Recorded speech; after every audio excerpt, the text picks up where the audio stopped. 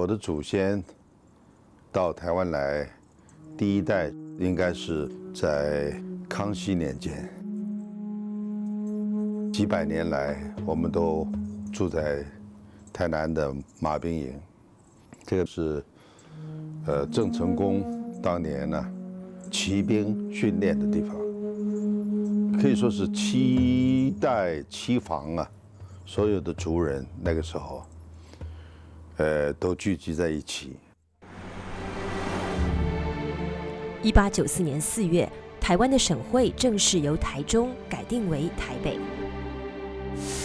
不料，1894年7月间，中日甲午战争因朝鲜问题而爆发，战火由朝鲜蔓延至中国黄海、辽东和山东，日军全歼清朝精锐北洋水师，继而大举发兵，意欲直捣京城，大清江山危在旦夕。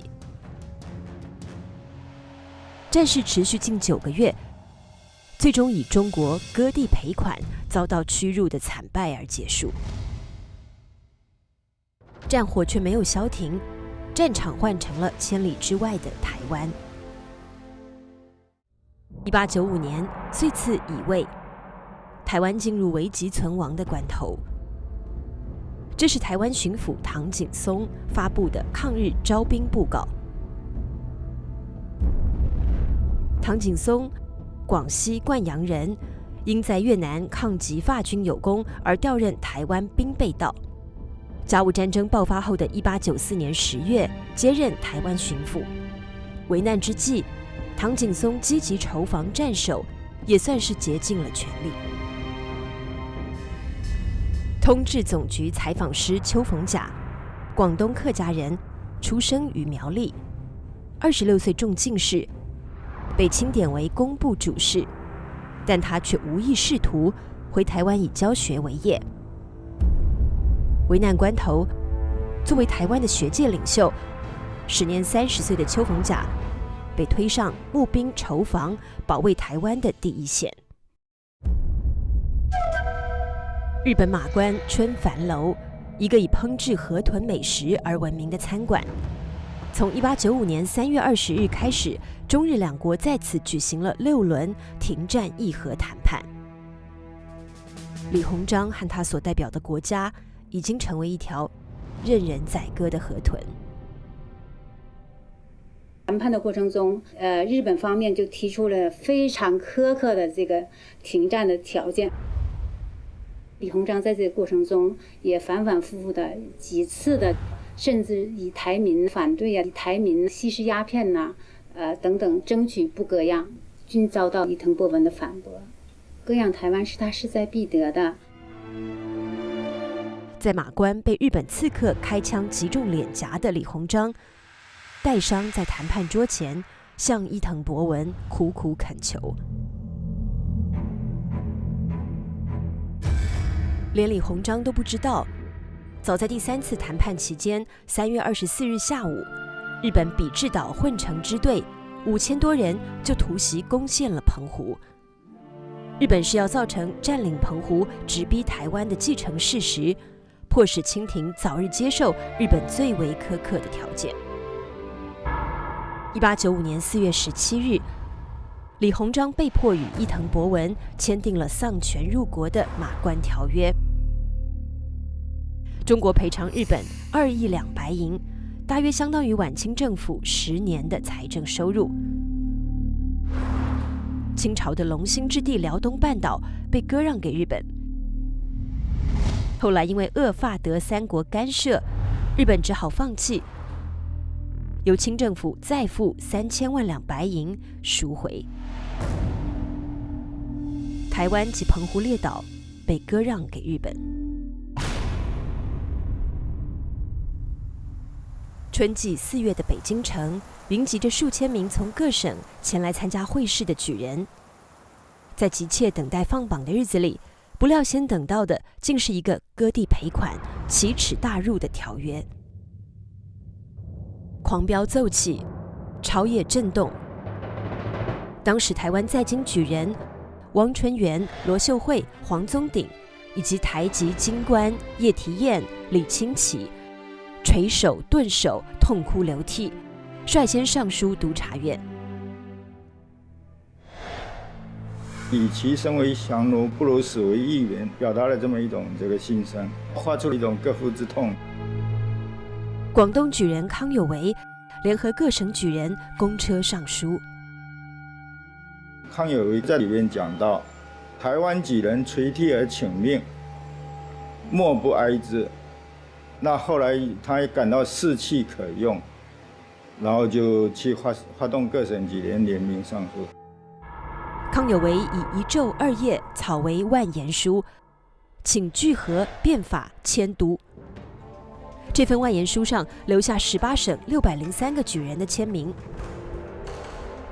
台湾5人上书，18省举人上书，清政府的各级官吏也纷纷上书。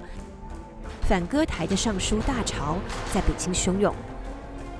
4月中旬至5月初，奏章共140件，签名者数千人。割台的噩耗传到台湾，台人奏闻之，若午夜暴闻轰雷，惊骇无人色，奔相走告，俱哭于市中，夜以继日，哭声达于四野。台北中山堂一带曾经是台湾巡抚衙门所在地。台湾哀愤的民情通过巡抚唐景崧的电奏稿一次次发往北京。万民愤慨，势不可遏；台民愤恨，必不服窝；台民愤急，台民不服。台北鸣锣罢市，游行抗议，声民们涌到巡抚衙门，呈上集体写成的血书。万民誓不服窝，割一死，据一死，宁先死于乱民手，不愿死于倭人手。邱逢甲是这场反割台运动最重要的领导者，他3次刺血上书：台湾属倭，万民不服；台湾是臣等桑梓之地，亦与存亡。如倭酋来收台湾，台民唯有开仗。唐景崧何尝不想跟日本人再打一仗？他多次上奏朝廷，不如翻约与战，只此一着，中国尚有转机，为战有生机，割地赔款实成绝路。血泪呼号已于事无补，以邱逢甲为首的台湾官绅们推出一个自救方略，这是唐景崧的幕僚，曾任清朝驻法、德、意公使馆参赞的陈继同想出来的。唐景崧啊，他是接受了陈继同的一个策略，就是成立台湾民主国。这个绝地求生的筹划，是援引国际公法、乐占领土、必视百姓从为等成立，争取国际干预，以使日本放弃割台条款。台湾民主国当时并不是说要自外于中国，而是说以台湾民主国的名义的话，就看能不能就是说可以免除于被日本人统治。这是台湾民主国的国旗，图案为蓝地黄虎。这个虎尾向上，尾高手低，就表示那个它是向清朝臣服的。同时，他的国号也称为永清，就是永远，就是忠实于清朝的这个意思。5月25日，台北举行承印大游行，民主国在凄风苦雨中成立。邱逢甲、刘永福等人担任要职，唐景崧被拥为总统。5天前，清廷已经解除他的职务，谕令文武官员内渡。他却被台湾民众留了下来，坐上这把他并不想坐的交椅。就职典礼上，唐景崧失声痛哭。6月2日，清朝代表李经方在基隆三貂角外海面上，与日本代表华山资纪完成台湾交割手续。李经方是李鸿章的儿子。他是极不愿意充当这个角色的，他不敢上岸，坦言怕被愤怒的台湾民众杀死。其实此番交割也就是个形式而已。这纸文书签订的4天前，日军已经登陆台湾。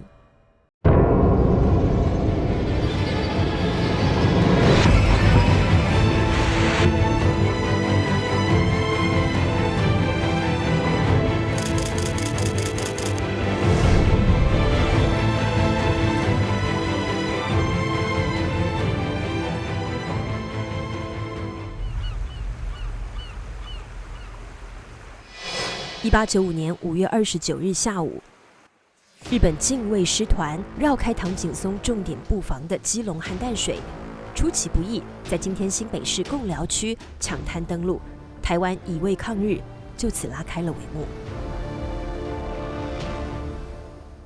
近卫师团是日本天皇的亲卫军，是承载着天皇荣誉的精锐师团。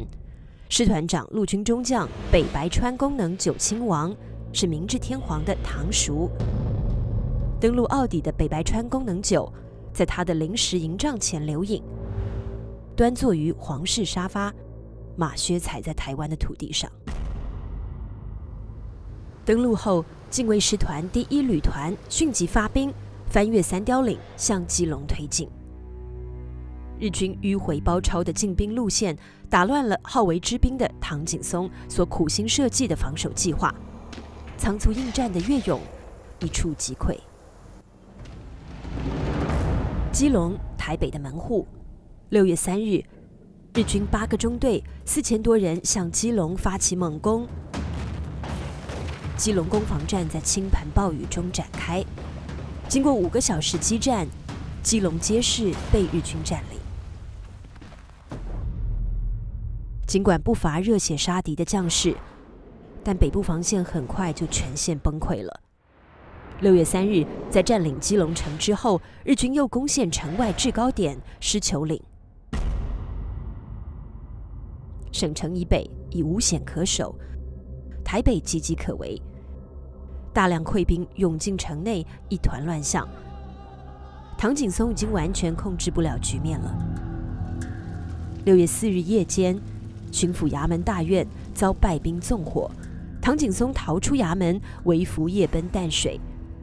2天后，搭乘德国商船亚沙号仓皇西渡，离开了战火燃烧的台湾。6月6日，蒙甲杂货商辜显荣前往基隆，引导日军进入台北城。事后，他获得日本总督的特别关照，由此一系致富。6月7日，近卫师团前锋部队占领台北。11日，北白川功能9率大队日军由北门进入台北城。这座命运多舛的城市，在建成仅仅10年之后，就这样落入日军之手。台湾布政使司衙门，清代台湾最大的官厅建筑，变成了日本帝国的台湾总督府。6月17日，日本首任台湾总督华山资纪在这里举行台湾史政式。此后，日本便把这一天看作其对台湾统治的开始，称作史政纪念日。史政式2天后，6月19日，近卫师团山根信成少将率混成支队南下，试图一举拿下新竹，以打开南进通道。但是日军推进的步伐无法再如台北那么轻快了。桃园、新竹、苗栗地区境内遍布闽越移民的村落，以客家人居多。在台北陷落之后，这片土地的垦拓者们揭竿而起，为保卫家园而战。他们以竹篙、雕菜刀的原始武器，向具有近代装备的日本正规军做壮烈反抗。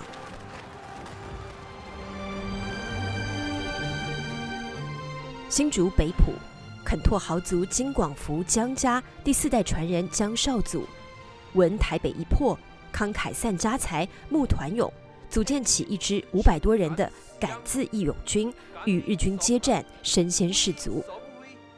江少祖此年19岁，是台湾抗日义军最年轻的首领。苗栗头份开武馆的徐湘，苗栗铜锣湾的教书先生吴汤兴，也拉起了抗日义军队伍。他们和江少祖都是广东客家移民后裔，也都是秀才。后人于是称他们为客家抗日三秀才。6月11日，北白川功能9进入台北城的同一天，新竹城内，吴汤兴率各路义军祭旗誓师。吴汤兴表达了必死的决心，是吾等效命之秋也。此后，吴汤兴统领的新苗军各部，会同湖南将领杨再云的新楚军分兵作战，以游击战术节节阻击南下的日军。日军陷入苦战之局。对此，日本随军记者和画师有着诸多图文记录。台湾岛的竹子一株可延伸数十干，竹林非常茂密，敌军就盘踞在竹林，以步枪猛烈乱射，以竹丛中的家屋为据点，顽强的抗御。对手十分顽强，丝毫不怕死。他们隐蔽在村舍，当一所房子被大炮摧毁，就镇静地转移到另一所房子，等一有机会就发动进攻。每个人，甚至年轻妇女，都拿起武器来，一面呼喊着，一面投入战斗。新竹当时是台湾北部仅次于台北的第2大城市。6月22日落入日军之手。围绕这座城池，双方在50多天展开多次争夺战。7月10日，抗日联军第2次反攻新竹城，但被早有防备的日军所伏击，情势危急。这时，江少祖挺身而出，从18尖山一路杀到东门，以掩护主力部队的转移，终因寡不敌众，陷入为恶之境。江少祖吞服鸦片膏，自尽而亡。在他身亡之前，题下了绝命诗：“男儿因为国家计，岂敢偷生降敌夷。”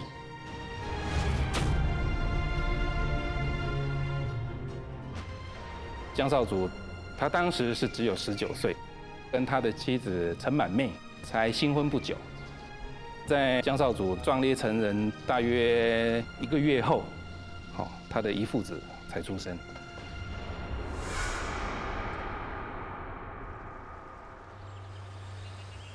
大柯坎溪流向淡水河，是桃园山区的汉人将茶叶樟脑输往台北的黄金水道。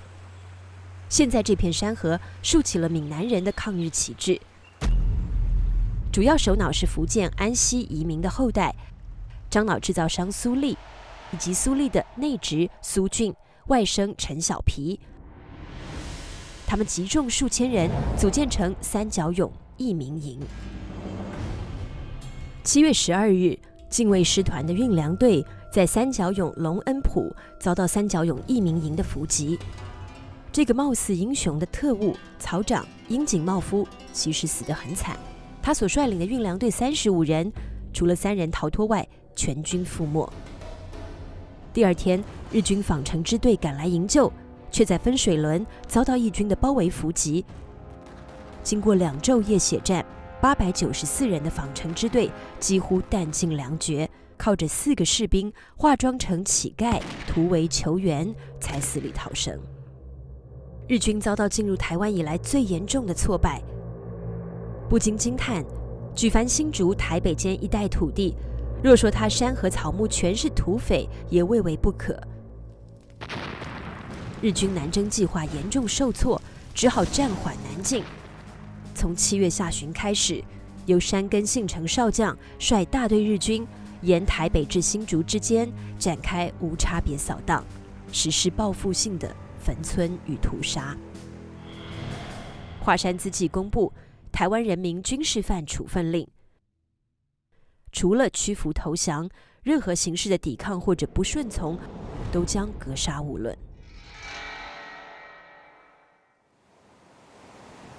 7月25日，被日军重点搜捕的邱逢甲，从台中梧栖港西父母登州内渡。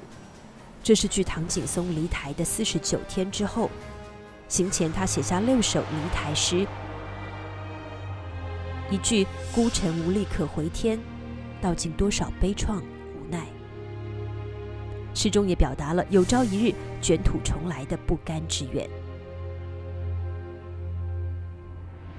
台湾民主国的主要人物相继前往大陆，但刘永福依然坚守在台南，苦撑待变。刘永福，广西钦州人，曾率领他号称黑旗军的队伍，在越南战场大败法国军队。甲午战争爆发后，时任闽粤南澳镇总兵的刘永福被清廷紧急派赴台湾帮办防务。台北失守，唐景崧西渡后，6月28日，台南生民数千人在关帝庙前集会，公推刘永福继任台湾民主国大总统。总统府就设在台南大天后宫内，但刘永福坚持不就。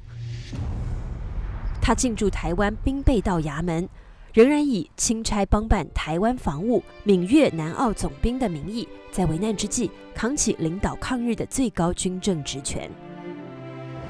刘永福向全台军民发出抗日告示，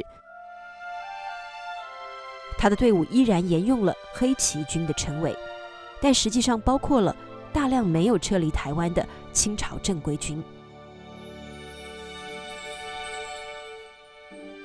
这是当时以台湾民主国名义发行的邮票、纸币和股票。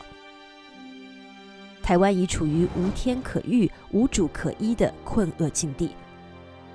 刘永福和台南官绅们穷尽一切办法，维持战时的经济运转，苦撑抗日保台的危局。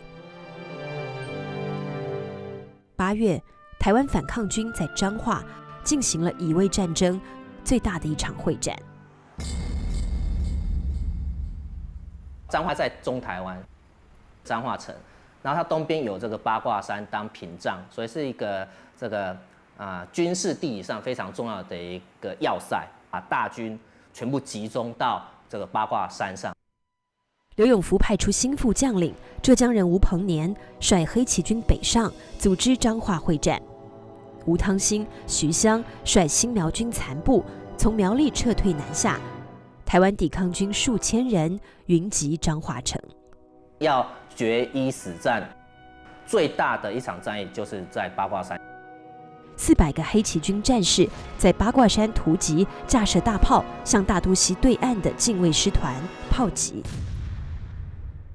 日本军佯装要从正面来进攻，事实上他是摸黑，从八卦山的背后小径上来，从清军的背后来偷袭，所以清军浑然不知。吴汤兴、吴鹏年等人都死在彰化八卦山的这一场战役。这天是1895年8月28日。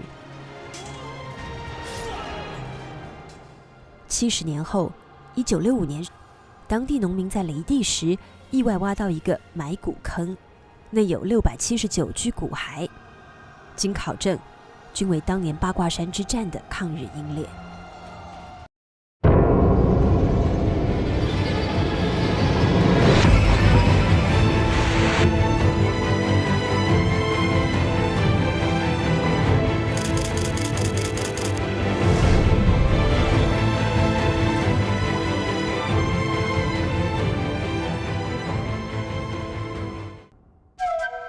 华山之际，原以为台湾不过手掌大小之地，以一旅之众即可一举歼灭。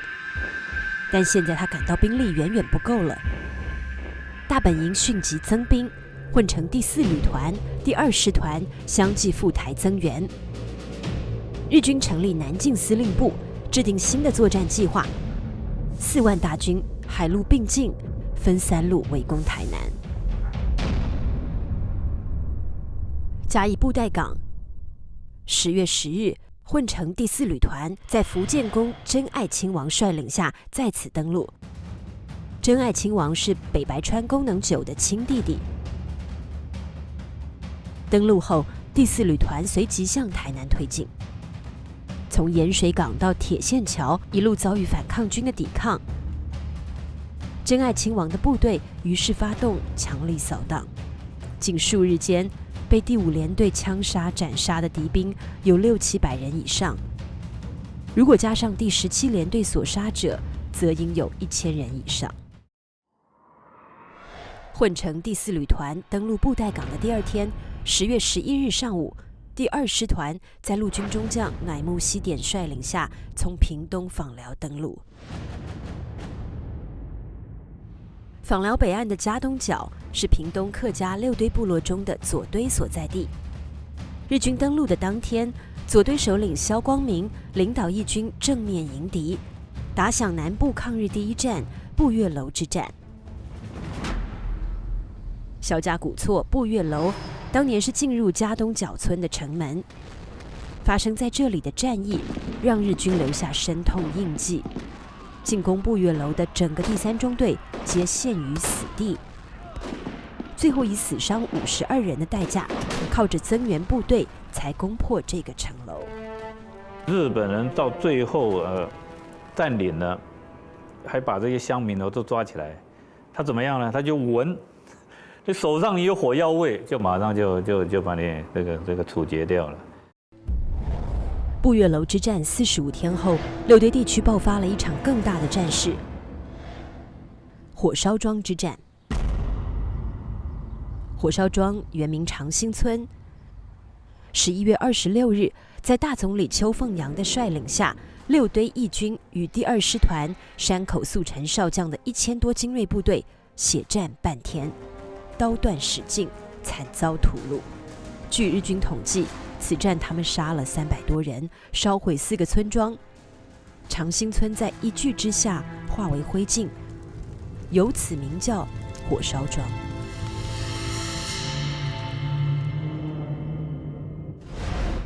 日军3路合围逼近台南城，刘永福已经难以支撑了。他把最后的希望寄托在台南的最后一道防线曾文溪。抵抗已到最后的关头，败局已定，但徐湘依然在苦战。他仅是个苗栗乡村武馆的熟师，却在乙未战场从新竹打到台南，几乎参与了所有重要的战役，一次次死里逃生，一次次挺身再战。曾文溪是他的最后一战，他中弹倒地，跃起而呼曰：“丈夫为国死，可无憾。”消息传来，刘永福已经欲哭无泪，回天乏术了。这张照片日军印了6万张，抓捕刘永福，日军已经布下天罗地网，但刘永福还是破网而出，逃出了台湾。这是1895年10月20日，以民主国民义组织的乙未抗日至此终结。10月21日清晨，第2师团山口少将率军由小南门进入已无防卫的台南城，近卫师团没有抢到头功。10月22日，师团长北白川宫能久从大东门进入台南城，他是被抬进来的。11月5日，日本政府宣布北白川宫能久亲王因犯疟疾，于10月28日死于台南城。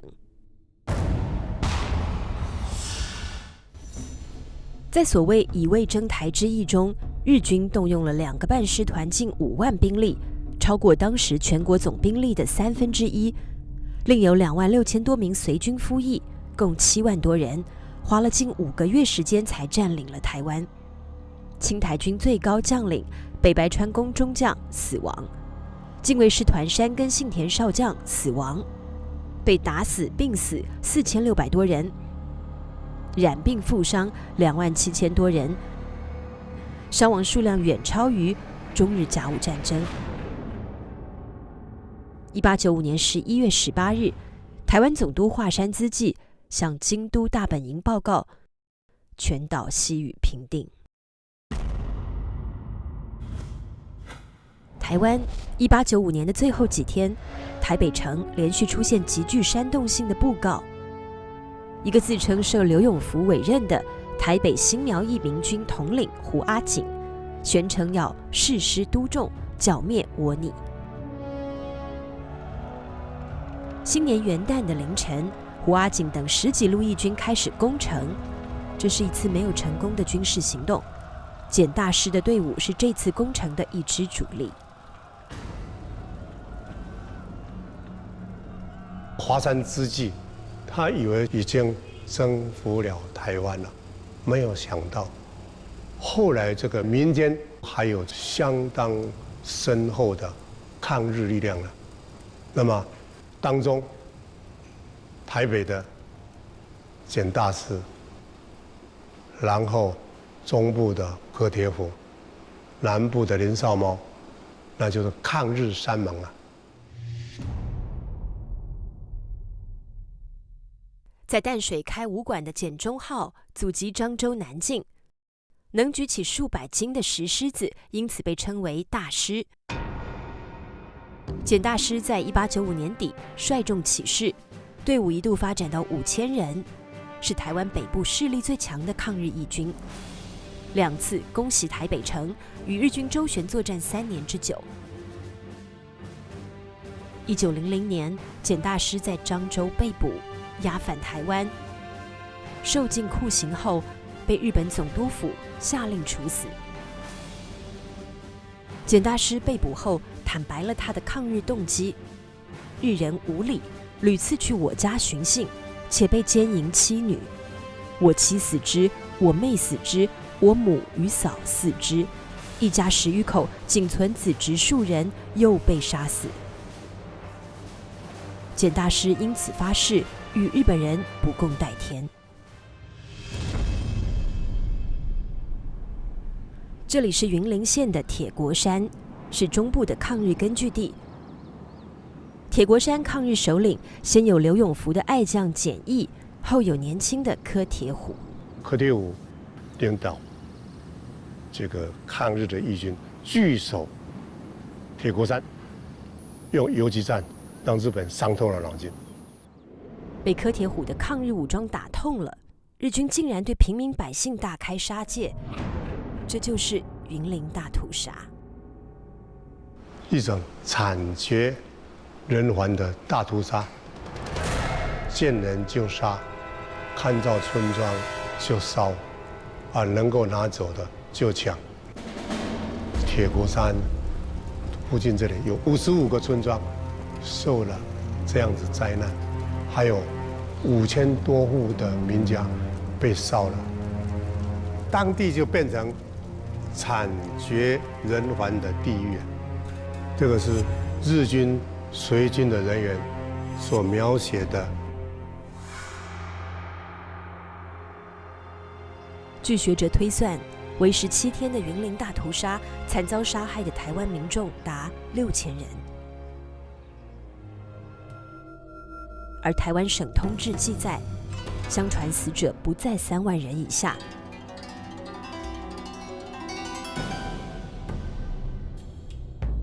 云林大屠杀震惊国际，境外媒体发出最愤怒的声音：日本人正采取歼灭所有台湾人的策略，台湾人的收获被破坏，家园被烧毁，祖先坟墓被挖掘，妇女遭凌辱，愤怒到极点。云林大屠杀3个月之后，曾经发生6堆抗日的恒春地区，又一位客家人拉起了队伍。他叫林少猫，是一位经营碾米、酿酒业的殷实商人。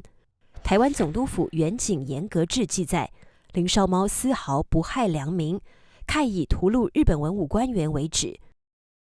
台湾宪兵队史甚至说，林少猫为南台湾最剽悍、最令官县棘手的人物。1902年5月，林少猫被日军诱杀，他身中乱枪，倒在家乡的水田里，头颅被割去，枭首示众。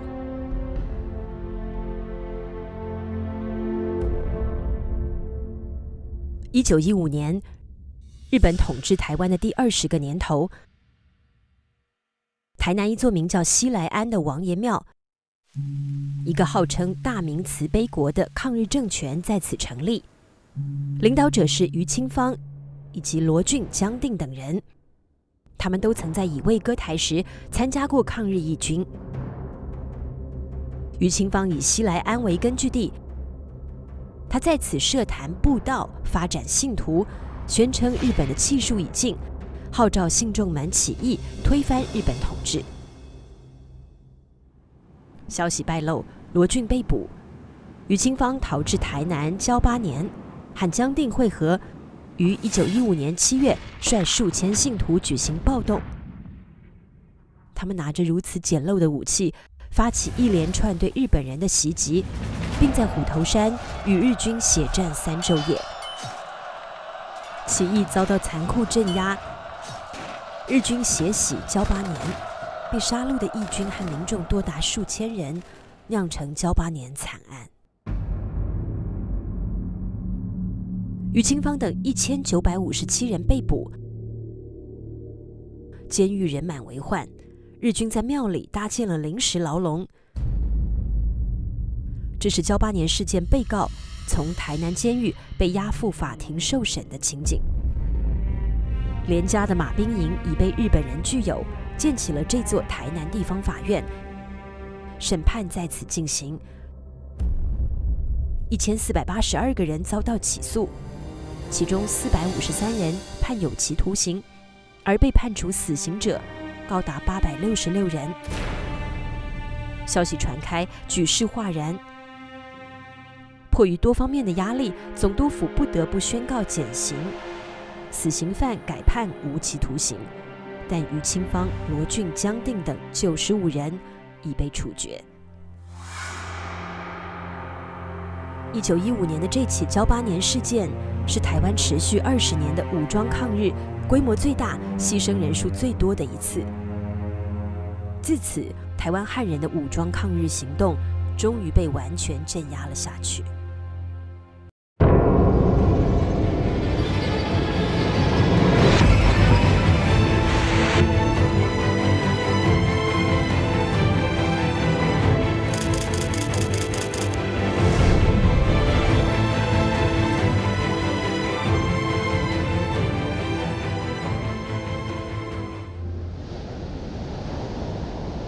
1933年7月，一位猎人在南投雾社大山深处发现一具尸体，头部有子弹穿过的弹洞，身边有一处锈迹斑斑的38式步枪。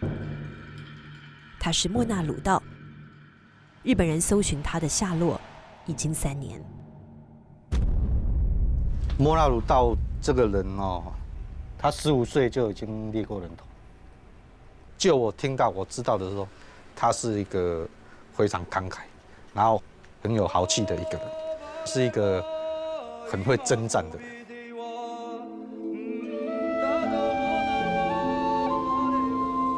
雾社因晨昏时多被雾气缭绕而得名。海拔1000多公尺以上的山岗上，居住着赛德克人的10余个部落。日本统治台湾已经30几年，赛德克族莫那鲁道这个部落已经被日本人列为魔幻部落。日本对台湾原住民有几个手段，那一个是围剿，用武力去围剿你。到1915年左右，原住民也慢慢的等于是被日本军事镇压给那个压制住了。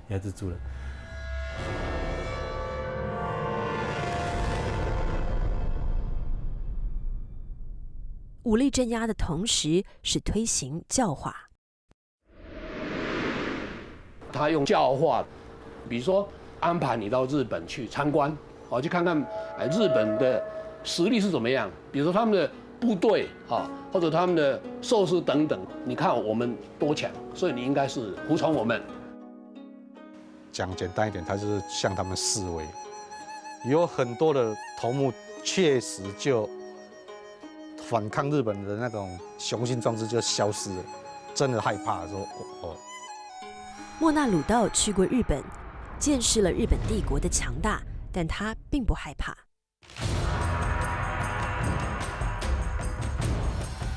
日本政府来了，要管制他们没有办法种小米，也不能打猎，不能织布，这样又每天义务劳动，背木板、背木斗，也没有一点工钱给我们。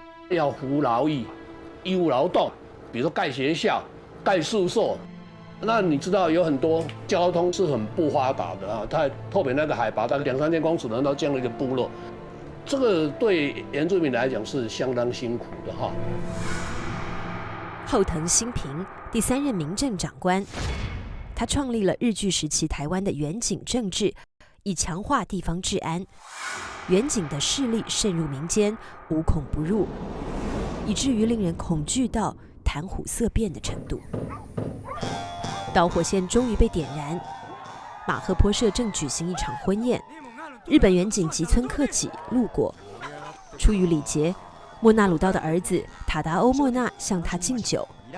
吉村讨厌那个不洁的宴席，而强力拒绝，并且以警棍击打塔达欧莫那的手，双方由此发生斗殴。第2天，塔达欧莫那遭逮捕，被严刑拷打。新仇旧恨，忍无可忍，莫那鲁道决定起事。雾社事件，就是为了争这个自由。他们追求是灵魂上的自由。一群男人、一群女人一起求死。1930年10月27日，雾社公学校举行联合运动会。利用这个时机，莫那鲁道率领雾社6个部落发动起义。他们冲进运动会的会场，139个日本人被杀死。对日本人来讲，简直是晴天霹雳。一个他们认为魔幻的部落，还会发生这么大规模的一个针对日本人的起义。 2天后，总督府调集日本正规军和远景部队2500人，开进了雾社。莫那鲁道率领雾社1000多名男女老幼，在这片深山密林间与日军血战1个多月。装备精良的日军动用了飞机、山炮，甚至包括国际公约严禁使用的腐烂性毒气弹。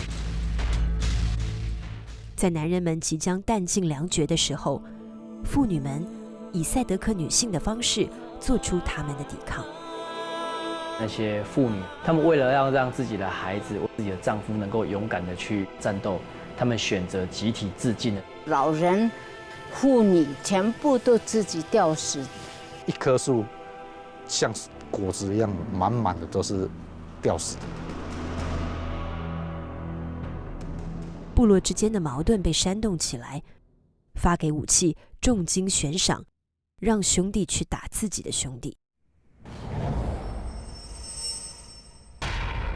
最惨烈的就是骨肉相残啊！看，这个是有老人、小孩子都有。这个日本人带我们自己的兄弟，杀我们自己的兄弟，101个头。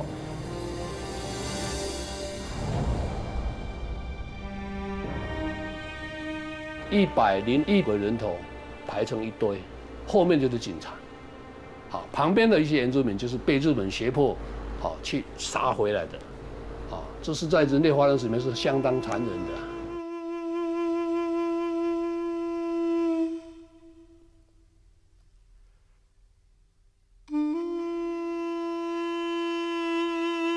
莫那鲁道也选择了死亡，他走入大山深处。 在断崖绝壁上饮弹自尽。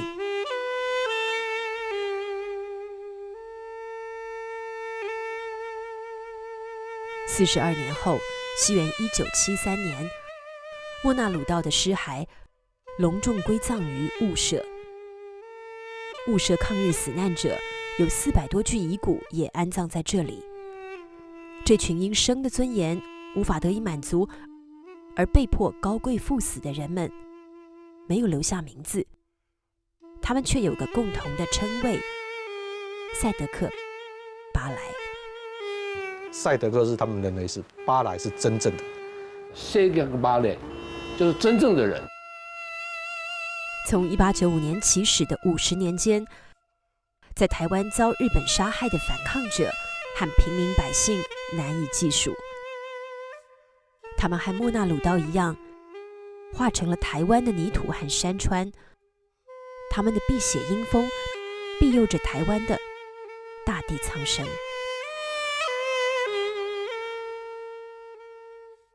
春愁难遣强看山，往事惊心泪欲潸。400万人同一哭，去年今日歌台湾。马关条约签订1周年的日子，身处广东蕉岭的邱逢甲写下了这首《春愁》。西渡返乡后的邱逢甲念念不忘台湾，他将书房取名为念台精舍，将儿子邱从更名为念台。他病逝于家乡，最后的遗言是：藏须向南，无不忘台湾也。一大批台湾士绅陆续西渡，台湾最大的2个家族板桥林维元和雾峰林朝栋，先后举家回到厦门，在鼓浪屿上重建家园。那么剩下这些老百姓，包括我的家人在里面，那就是待宰的羔羊一样的。所以，我们家整个的马兵营被日本人呢，以1块钱吧，就是象征性的把它征收了。我们期待期防的这个族人呢，那么就散居到台南呢附近各地。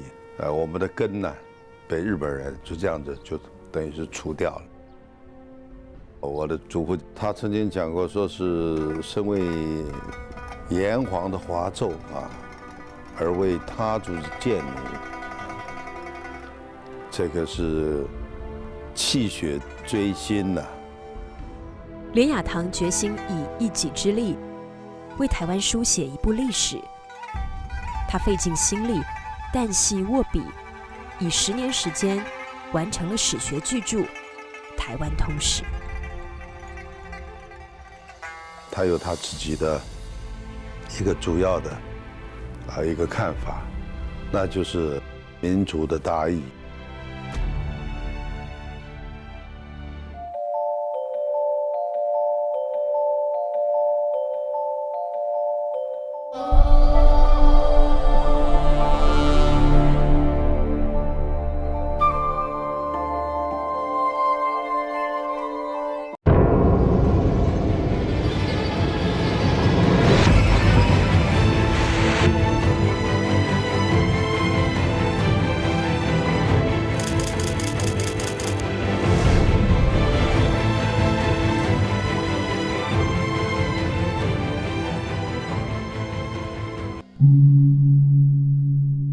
台北士林芝山岩会济宫，1895年7月，日军占领台北不久，总督府学务部从大稻埕迁到这里，宫内的文昌祠变成了日本在台湾的第1所学堂——芝山岩学堂。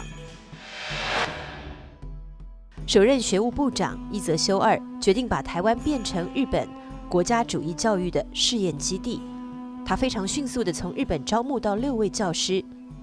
1895年9月20日，这里开学了，首批21位学生叫做国语传习生。这里的国语已非中国语，变成了日语。日本孩子念小学校，台湾人的子弟则念等而下之的国语学校和公学校，主要就是学日语。总督府确认，台湾教育的目的在于以促进最高限度的效忠日本为目标。台中雾峰这片园林曾是雾峰林家顶错的花园。雾峰林家分成顶错跟下错，到了日本统治时期，下措林朝栋这一边，基本上比较多人都回归到中国大陆去，那顶错这一边就留在台湾。当时马关条约有一个规定，就是在1897年5月8号这一天以前，如果没有离开台湾，还留在台湾的都属于日本籍。身份的这种变化令人无奈。顶错林家在1895年也曾整个家族避难泉州，几年后再度返台。毕竟历代祖先打拼下来的家业都在台湾，斯土难离。1900年，顶错大家长清末举人林文清病逝于香港，他19岁的儿子林献堂接掌了家业。1898年，第4任总督儿玉源太郎启用后藤新平担任民政长官。台湾文化人黄望成撰文说，后藤新平从台湾人的性质上发现了3条弱点：怕死、爱钱、重面子，因而制定出治台3策，其实就是对台湾人实行糖与鞭子的2手策略。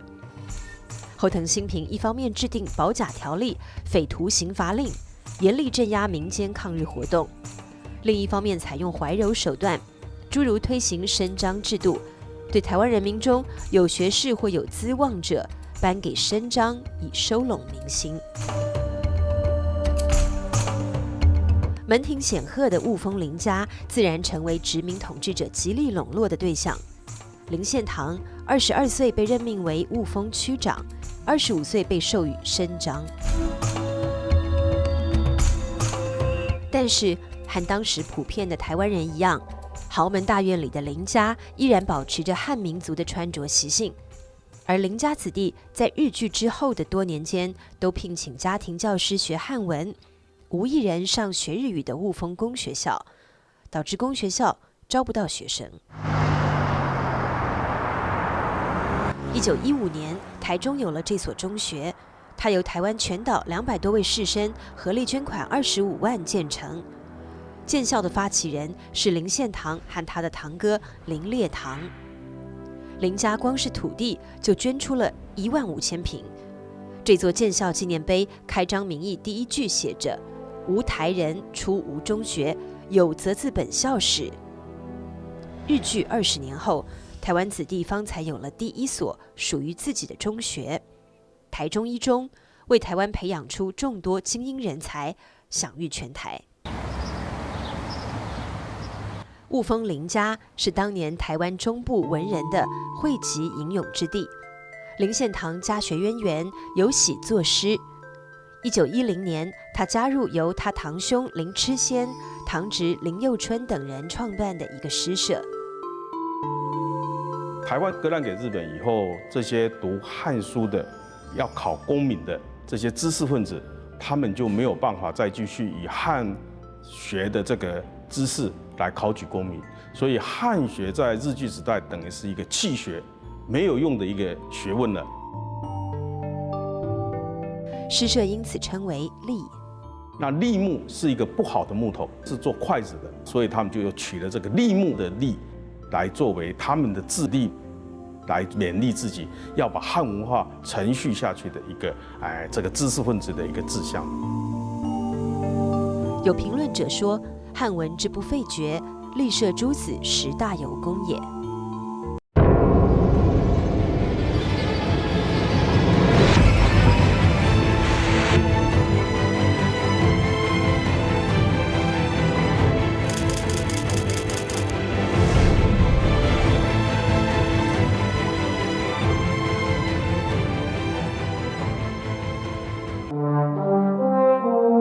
1911年3月28日，栎社诗人极其敬仰的梁启超从日本来到台湾。梁启超是近代中国著名的思想家、文学家，因推行戊戌变法失败而出逃日本，在台湾却被当作故国的象征，台湾刮起了一股梁旋风。梁启超此行是应林献堂3年前的邀请，那是1907年，林献堂与仰慕已久的梁启超在日本奈良的一家旅馆不期而遇，两人急切沟通，但彼此却听不懂对方所讲的方言，最后改用笔谈。梁启超先写道：“本是同根，今为异国，沧桑之感，谅有同情。今夕之遇，诚非偶然。”林献堂动容泪下。他们所期许的、所想的，都是一样的。就是说我们面对异族统治之下，那我们要用什么办法来抵抗这个日本的这个强势的这个力量？要怎样来抗日？梁启超说，因为祖国现在陷于积贫积弱的一个状态之下，至少在30年之内是无法援助台湾人民的，所以台湾人民要孤军奋战的话，恐怕以武装斗争的形式是不能获得成功，而且是牺牲非常惨烈的。他建议台湾人民应该借鉴爱尔兰人民斗争的一个历史，采取议会斗争的方式，以柔性的方式来对抗日本人。这实际是一条非武装抗日的路线。梁启超一系谈话对林献堂影响至深，林献堂终身奉为圭臬。这是所谓改良派对台湾的影响，那么是直接影响了台湾从1910年以后武装抗争之后，所以走文化的、议会运动的、走温和改革的，在殖民地之下求生存、求发展的这样一个路线。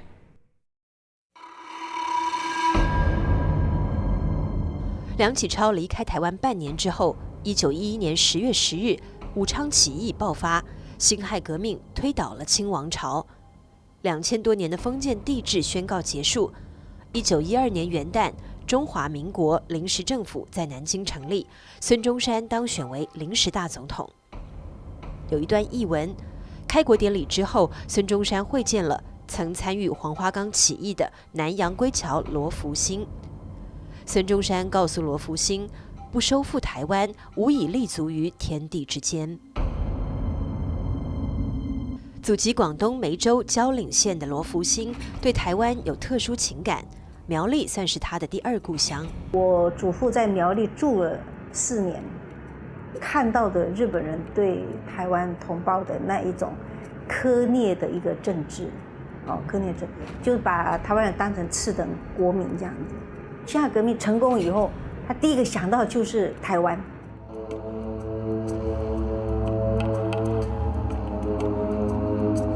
辛亥革命的成功鼓舞了罗福星。1912年12月，他回到台湾。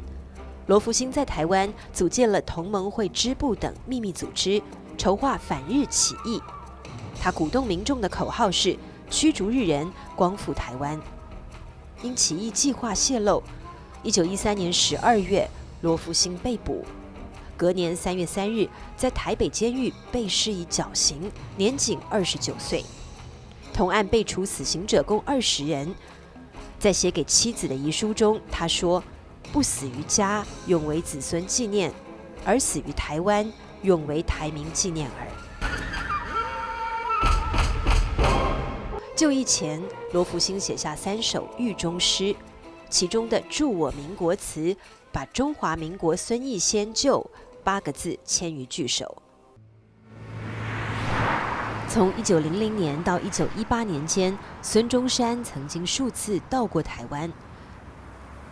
台北逸仙公园的这座建筑原名为梅屋夫，是1913年8月5日孙中山第2次路经台湾时下榻的旅馆。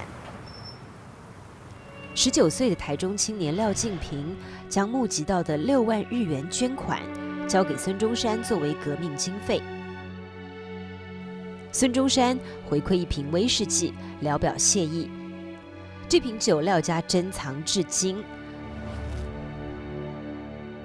同样的酒还有一瓶，中山先生送给了在场的蒋渭水。姓吉的蒋渭水后来很快就喝完了。孙中山曾经3次到台湾来，在台湾募到了一笔款子，也影响了一部分的祖国派的人士。这里面代表性人物就是蒋渭水。蒋渭水，祖籍福建漳州龙溪县，1891年出生在宜兰。他的父亲呢是一位城隍庙的相命师，那又有吸鸦片的恶习，所以蒋渭水的家境是非常困苦。1910年，21岁的蒋渭水以第1名的成绩考入总督府医学校。这所学校汇聚着一群关注中国革命、拥护孙中山的热血青年。由孙中山创建的中国同盟会，在这里诞生出台湾最早的会员。比蒋渭水高一届的王兆培是来自福建的革命党人。从1910年5月开始，他先后吸收翁俊明、蒋渭水、杜聪明等人，秘密加入同盟会。1913年秋天，杜聪明和翁俊明计划带霍乱病菌到北京，毒杀袁世凯。蒋渭水等人为之送行，留下这张状形照。1915年，蒋渭水毕业了。第2年，他来到台北大稻埕，开设了大安医院，并经营起一家名叫春风得意楼的酒家。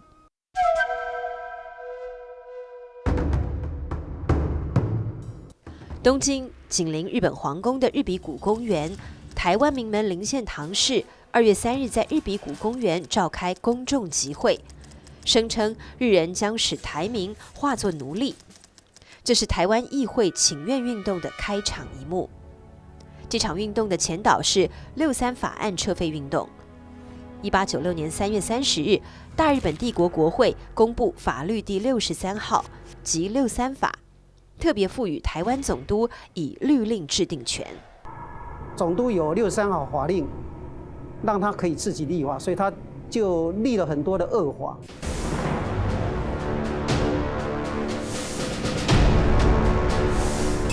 总督他握有立法、司法、行政，还有军事的权利俨如是台湾的另外一个天皇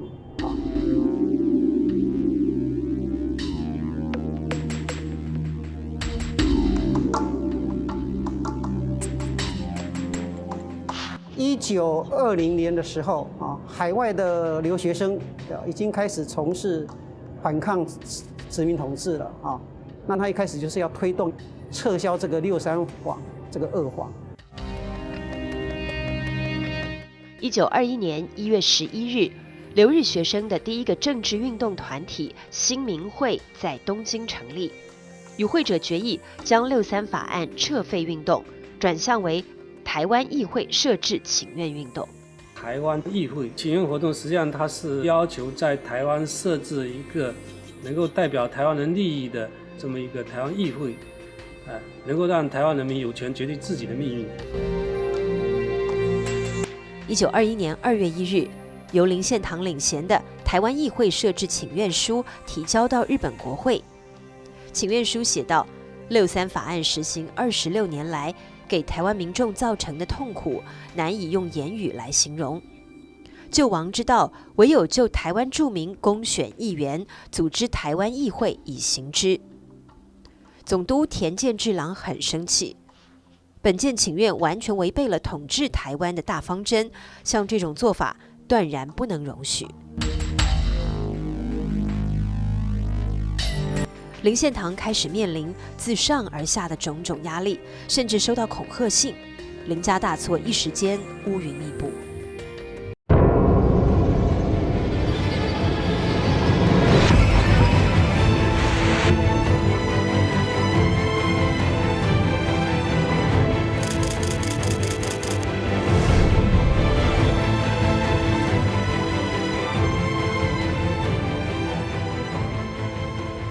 就在这个时节，蒋渭水专程从台北来到雾峰，给身处逆境的林献堂送来安慰和支持，并且向林献堂说出一个天大的计划，筹组台湾文化协会。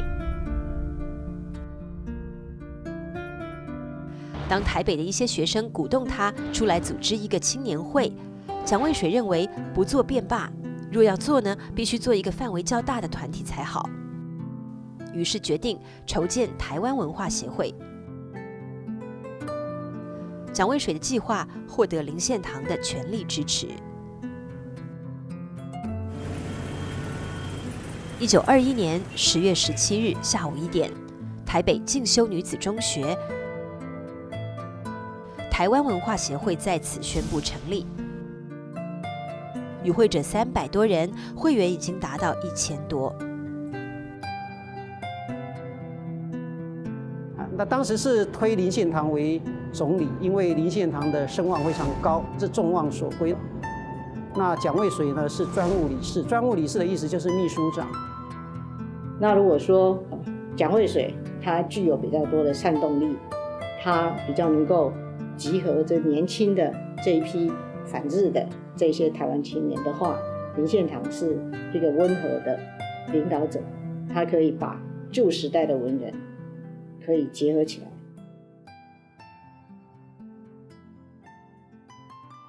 台湾文化协会可以说把台湾所有的精英啊都集合在一起了，它的阶层非常的广啊。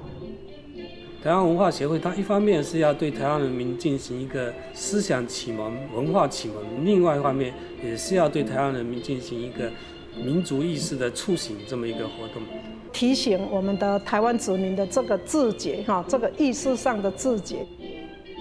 一场以唤醒台湾人的民族意识为目的的文化启蒙运动开始了。它的内容多种多样、丰富多彩，设置读报社，举办各种讲习会，举办全岛巡回的文化讲演会、话剧运动和电影巡回放映。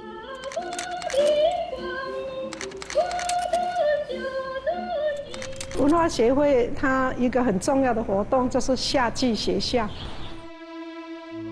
夏季学校办在雾峰林家的来园内，林献堂以来园主人与文化协会总理的双重身份亲自操办。从1924年开始，连续3年办了3届。夏季学校的教师人选都是当时台湾的文化精英，而课程安排基本上是台湾学生在公学校里无法听到的。这是由蒋渭水担任编辑兼发行人的文化协会汇报。第1期汇报刊登了蒋渭水医生为一个名叫台湾岛的病人开出的一份诊断书，此处被当局责令删去，蒋渭水留下10个圈，原文是中华民国福建省台湾岛。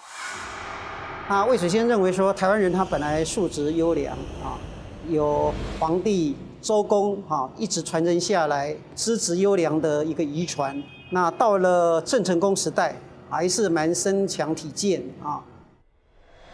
但是现在台湾病了，他认为呢非常的严重，说台湾人得到了这个世界文化低人儿的这一种的病症。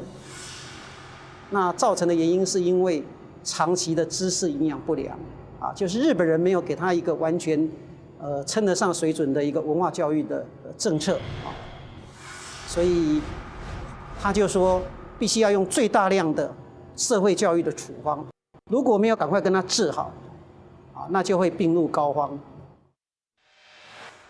蒋渭水被日本殖民当局视为祖国派人物。台湾总督府远景严格志对所谓祖国派做了解释，点名代表人物为蒋渭水、蔡惠如。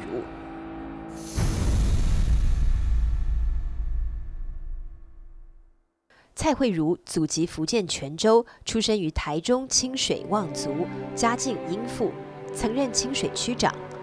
因不满日本统治，1904年变卖家产，移居福州，经营渔业，却常年奔走于上海、北平、东京和台湾之间，接触中国同志和国际人士，进行抗日活动。他同时还是一位诗人。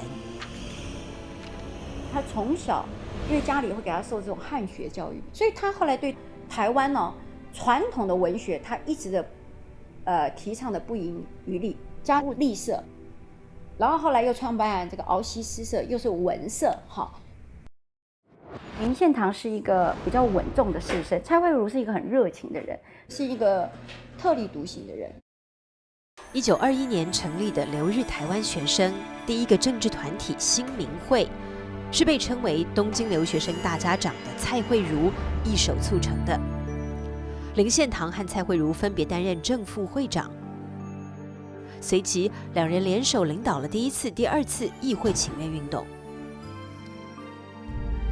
1923年，在殖民当局的巨大压力下，林献堂退出了第3次请愿，蔡慧如则再次出马，与蔡培火、蒋渭水、陈逢源会合于东京。他们受到东京留学生的盛大欢迎。已经40岁的蔡慧如总是激情澎湃、豪侠仗义。3年前，正是因为他在自身经济已经极度窘迫的情况下，慷慨资助了1500元资金，才有了新民会台湾青年的创刊。这是台湾民族运动第一份宣传刊物。台湾青年后来更名为台湾，2份刊物一脉相承。当台湾民族运动从东京向台湾本土深入，创办一份面对广大民众的纯白话中文报刊，就成为当务之急。于是，在第3次请愿运动中，《台湾民报》在东京创刊。他们是《台湾民报》创刊人，也是主要撰稿者。《台湾民报》这个是日本统治台湾时期台湾人唯一的喉舌报，是殖民地下的台湾人唯一的一份言论机关。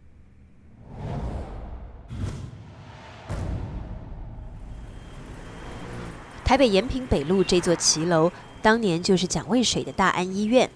台湾民报的总批发处和编辑部就设在大安医院内。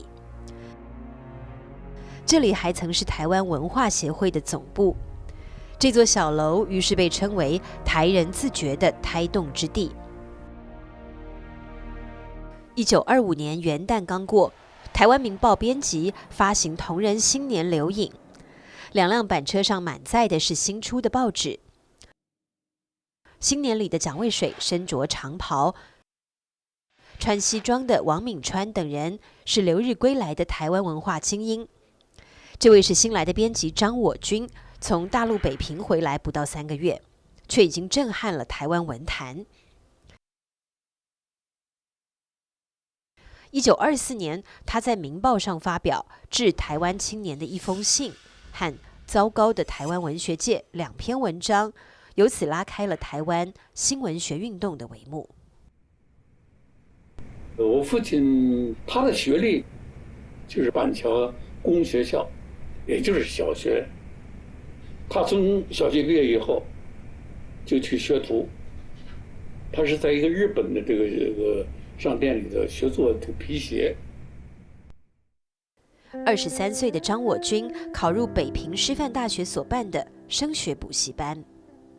1924年，他到了北京9个月，干了3件事，一个是学了北京话，第二个就是写了一篇文章，就给台湾青年的一封信，第3个呢就是他一下子找到了一个对象，是吧？就是和他同班的，是吧？就是我母亲。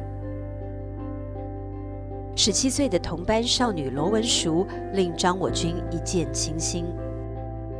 我父亲偷偷的写了一封信，再加上他的一个照片，就在什么时候就塞到了我们母亲的这个口袋里。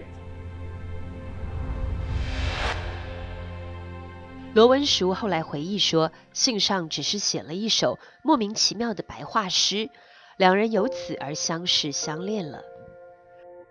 最后，当罗文淑的家庭要把她许配给另一位家境良好的男子时，罗文淑做出最大胆的选择，跟着一无所有的张我军私奔台湾。我母亲传说这段，她走的时候就穿着一套学生服，什么都没有，就跟着他走了。一场饱经磨难的苦恋，被张我军写成一本诗集。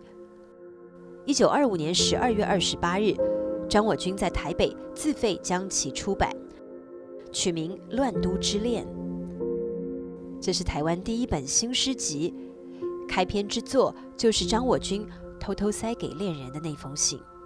沉寂，在这10丈风尘的精华，当这大好的春光里，一个踢倒的青年，在恋他的故乡，在想他的爱人，他的故乡在千里之外。张我军的北平之行带回台湾的不只是一位美丽的大陆姑娘，还带回了5·4新文化运动的火种。蒋渭水在他的大安医院2楼为张我军伉俪安排了一间新房。燕尔新婚的张我军在这座小楼上写出了一系列重磅文章，对仍处于古诗唱和阶段的台湾旧文学猛烈开火。从糟糕的台湾文学界到为台湾的文学界一哭，请合力拆下这座败草间中的破旧殿堂，掀起台湾文坛新旧文学的大论战。张我军还是把鲁迅作品引入台湾的第一人，在他主编的《民报》副刊上，从《鸭的喜剧》开始，到《阿 Q 正传》《故乡》《狂人日记》，鲁迅的多篇小说被刊登了出来。他把这些鲁迅的、谢冰心的、茅盾的，是吧？郭沫若的，是吧？徐志摩的，这些那个时代发表的这些新文学，他都转载在这个《台湾民报》上。张我军被称为台湾新文学运动的开拓者，而他自称甘愿充当一个台湾文学的清道夫。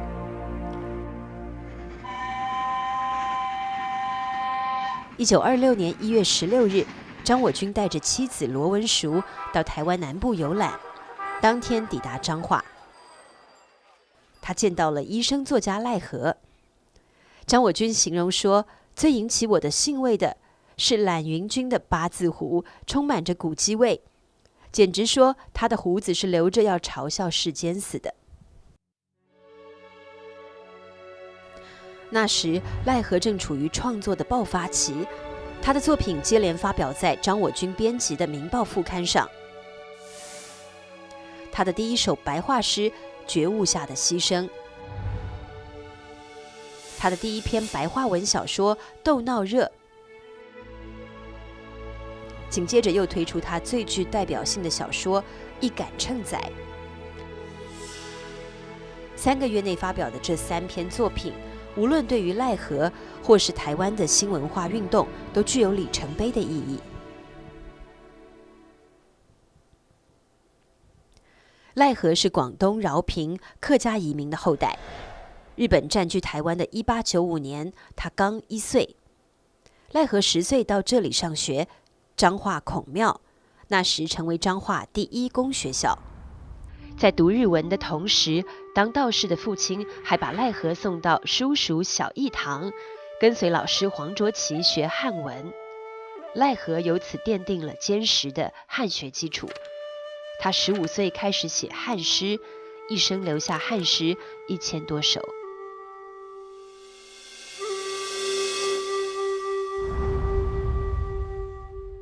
赖和毕业于台北医学校，他是个很好的医生，仁心仁术。彰化人称他为何仔仙，甚至是彰化妈祖。但是赖和的志向绝非仅仅当医生。他写诗自嘲，说自己是天涯沦落一庸医。作为文学家，赖和则被称为台湾的鲁迅。两人却有不少相似处，都是学医而从文，而手中的笔也都变成了匕首和枪。赖和的一杆秤仔被收入台湾教科书。村中一家姓秦，名叫德参，亦就是一个穷苦的农人。秦德参谐音真的惨。一杆秤仔，那透过一个菜贩，他被日本警察打压的一些情状。那这个里面强烈的去表达，就是当时日本时代的法律的一些制度的问题，去讨论到说殖民地下的台湾人，那个法律对台湾人而言，那个制度到底是什么？秦德参不能忍受这样的屈辱，人又不像是个人，畜生死又不甘心做，这是什么世间？活着倒不如死快乐。在新年之夜，秦德参自尽了，而世上传言，一个日本巡警被杀在道上。1930年，南投雾社爆发莫那鲁道领导的反日起义，被日本当局残酷镇压。赖和写出最愤怒的诗篇《南国哀歌》。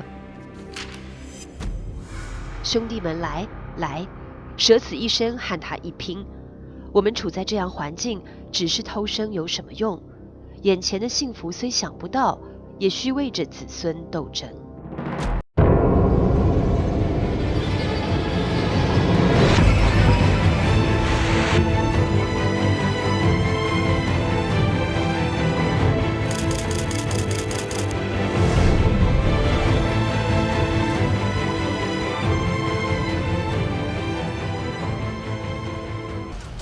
台北大稻埕，在清末曾是商贾云集、财富滚滚的茶叶外贸区。日据时期改名为港町。蒋渭水领导的台湾文化协会台北支部，在大稻埕贵德街租了一家老茶厂的2楼，开设港町文化讲座。台湾文化协会的一批名嘴定期前来为民众举办学术演讲。蒋渭水他们当初创立台湾文化协会的时候，一个很重要的一个叫做港町文化讲座嘛，那这个讲座是提升台湾文化为主的，希望用这样的一个文化意识来跟日本人做对抗。文化讲座这条街的转角处开着一家名叫庄协发的杂货店。我家大概离不到20公尺就是港町文化协会讲座哈，所以我父亲也很喜欢去听蒋渭水他们这些人的一个演讲嘛，大概每场必到。当年20岁的庄协发店主庄习吉，算是文化讲座的忠实听众，但参加这个讲座是要冒风险的。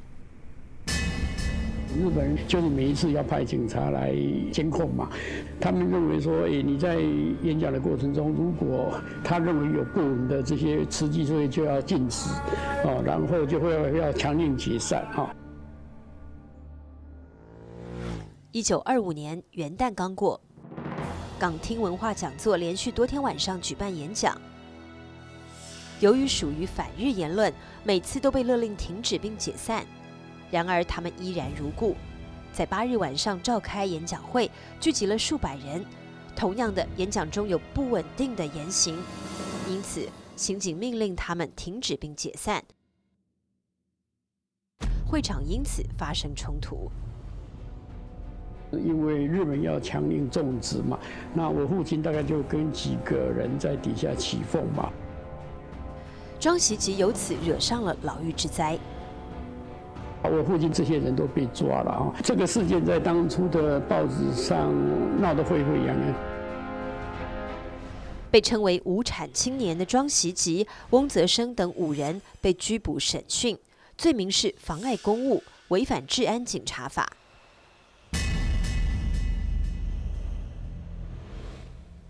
与庄习吉这些平民百姓同样因为违反治安警察法罪名而被捕的大有人在，而且是重量级人物。1923年1月8日，台湾总督府公布实施日本的治安警察法。2月4日，总督田健治郎颁发布告，依治安警察法第8条第2项，禁止政治结社，将台湾议会期成同盟会予以取缔。这是林呈禄、蒋渭水、蔡惠如等人为应对殖民当局对议会请愿运动的打压，而在东京申请成立的社团。1923年12月16日，按继任总督内田嘉吉的指令，全岛范围展开大检举。台湾议会旗城同盟会成员99人遭传讯拘捕。有关台湾文化协会与台湾议会请愿运动的报道一律被禁止，最终18人遭起诉。蒋渭水、蔡惠如、林佑春等7人被判刑。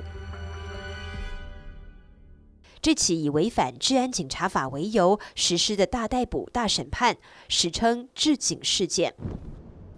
整个事件头尾跨度3年，台湾弥漫风声鹤唳的恐怖气氛。1924年元旦，台湾民报向他的读者恭贺新年，但新年此时，报社的这些人物全因治警事件进了监狱，人去楼空。台湾民报因此而停刊40天。按照片文字提示，其中的10个脱帽者是出狱人，他们都因为治警事件被捕入狱。中间这位是赖和，他标志性的胡须和头发不见了，却更显精神，犹如他这首出狱归家所写：反似沙场战胜归。这是蒋渭水、蔡培火等人预审假释出狱时，在台北监狱外受到欢迎的场面，阵容可谓壮大。林献堂也专程从台中赶来。这是台中士绅迎接蔡惠如出狱的纪念照。进入监狱以后，大概这3个月是蔡惠如整个身体整个状况最后就是崩坏的一个关键。后来你看他47岁过世，我觉得他应该算是一个烈士。蔡惠如入狱时，场面极为壮观。他要进监狱的时候，哇，这个是万人空巷，大家都什么，就都来送这个蔡惠如。芳草连空，又千丝万缕一路垂杨。千愁离故里，壮气入樊笼。清水驿，满人从，握别在台中。老辈青年齐见颂，感慰无穷。山高水远情长，喜民心渐醒，痛苦何方？松云间节操，铁石铸心肠。居虎口，自雍容，绵时亦如常。记得当年文信国，千古名扬。在牢笼中，诗人蔡惠如写出了平生最好的诗作。这是民众给入狱者颁发的正义奖章。总督府没有想到治警事件反而将台湾民族运动推向前所未见的高潮。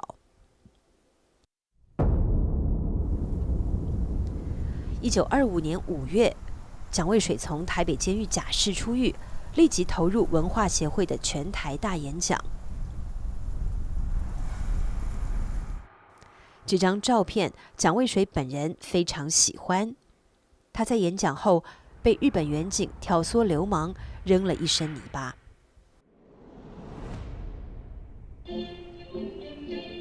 那当时，最重要的一个工具就是文化讲演那到全岛各地去讲演。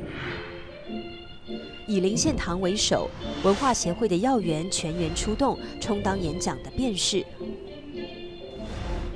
演讲团所到之处，无不受到热烈欢迎。城市乡村，听众如潮。一场演讲往往就成为一个变相的反日示威活动。那在1925年跟1926年的时候达到最高潮，一年1925年跟1926年平均1天有1场的演讲。然后根据台湾总督府警察严格制的记载这官方的记载平均一个场次有3000人参加非常不可思议的数字。台湾总督府远景严格制承认，这运动实开台湾农民运动与劳工运动的先河。1925年10月，彰化二林庄爆发轰动全台湾的二林蔗农事件。这个台湾农民为争取自身权益的抗日事件，领导者名叫李应章，他是个医生，也是台湾文化协会的创始人之一。他为组织蔗农抗争，于1925年6月创立了二林蔗农组合，这是台湾第一个农民组织。由此，各地的农民组合纷纷涌现。1926年9月，在凤山成立全台性的组织台湾农民组合，主要领导人是这个喜欢拉小提琴的青年，他名叫简吉，是一位乡下老师。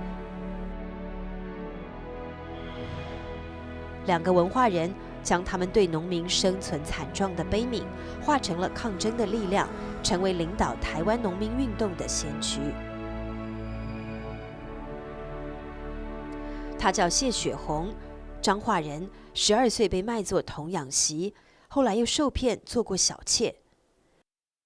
这个曾遭受欺辱的女性，1921年参加台湾文化协会，1928年在上海加入台湾共产党，成为台共领导人。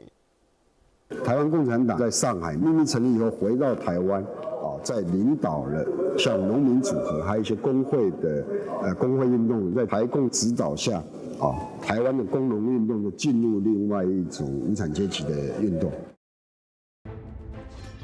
1928年，这面画着甘蔗与稻谷、镰刀与锄头的台湾农民组合旗帜，已插满全台27个分部，多达24000多个会员被聚集在一起。这种局面当然是殖民统治者所不能容忍的。1928年，日本殖民当局对农民组合展开全面的肃清，然后再后来扩大到台共的全面肃清。谢雪红、简吉、杨奎、简娥等多人被捕入狱。李应章逃往大陆，改名李伟光，加入中国共产党。台湾农民运动经历了短暂的辉煌之后，步入低潮。主要干部加入台湾共产党，引入城乡民间，而台湾文化协会也已分崩离析。1927年1月，台湾文化协会发生左右分裂。蒋渭水以台湾民众党致力于工农运动，成立台湾工友总联盟。他提出一句口号：同胞须团结，团结真有力。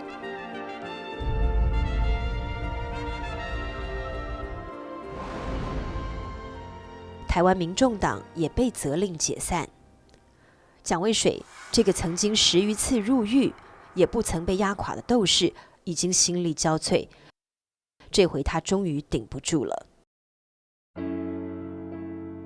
他从事反殖民运动，几乎是倾家荡产，热血放尽，那就是在1931年8月5日，他因为伤寒过世，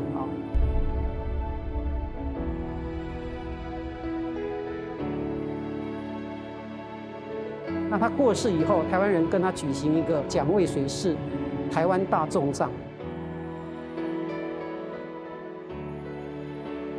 他的场面太浩大，我们可以看到那个队伍它是越走越长，然后人越来越多，聚集越多。报纸是说台北的所有武装警察都来到了大稻埕，配备武力的，而且是北警察署长他亲自作证。那这个葬礼呢，也被称为死渭水，下破活总督，就是说渭水先生虽然死了，但是他的精神能够让总督来下破蛋。80多年后的今天，反对日本殖民统治的坚强斗士蒋渭水，更普遍受到台湾民众的追崇和缅怀，甚至将他比作台湾的孙中山。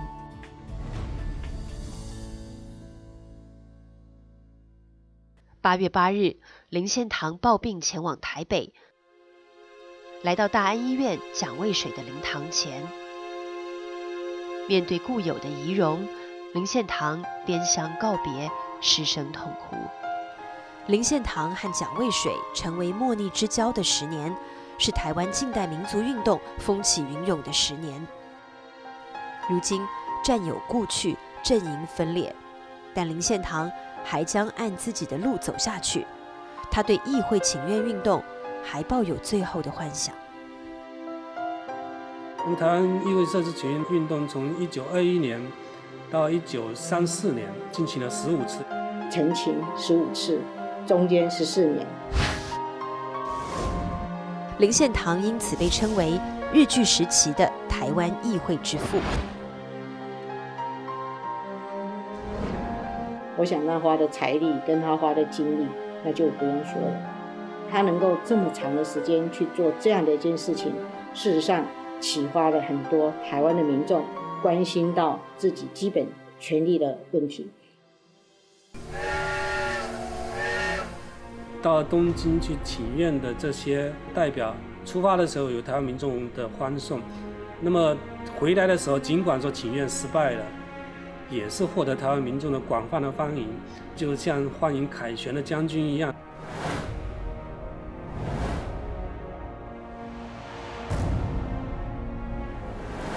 对于这场最终失败了的运动，林献堂以其一首诗作表白了他无怨无悔的心志。成败一任天，牺牲何足惜？奔走20年，此心徒自赤。问君何所得？所得双鬓白。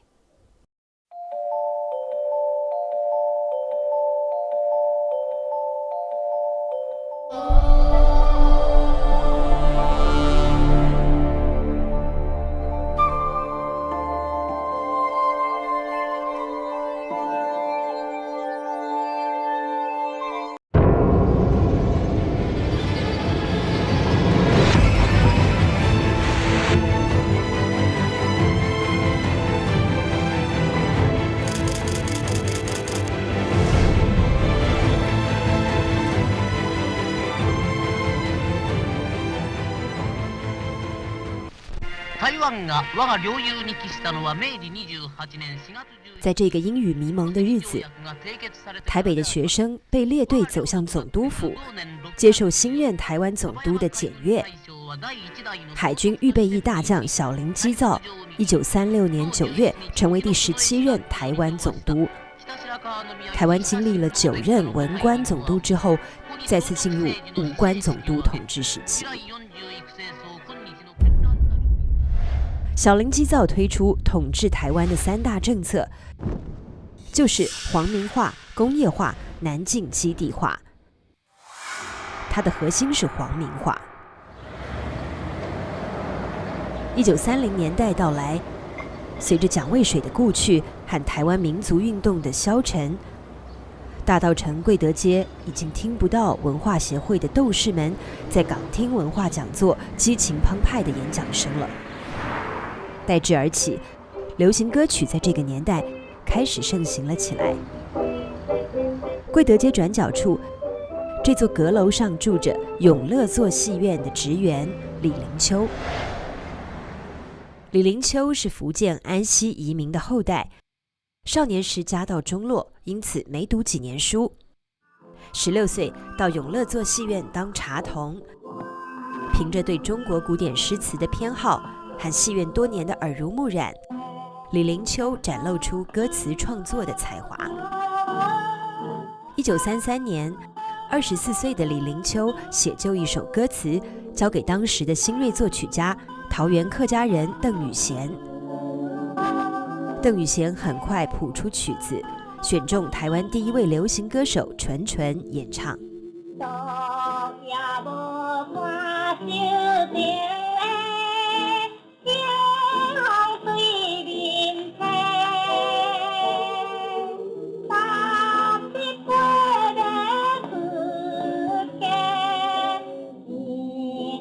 这首名叫《望春风》的歌曲迅速风靡全台。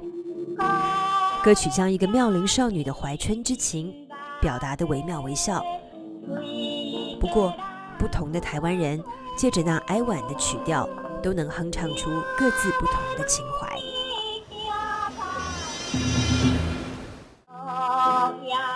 屏东恒春，濒临巴士海峡的鹅銮鼻海湾，和这座高耸的灯塔构成台湾最美丽的景色之一。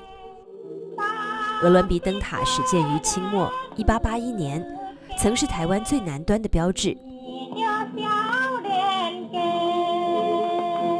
1935年，恒春姑娘李桂兰16岁了，正是望春风的年龄。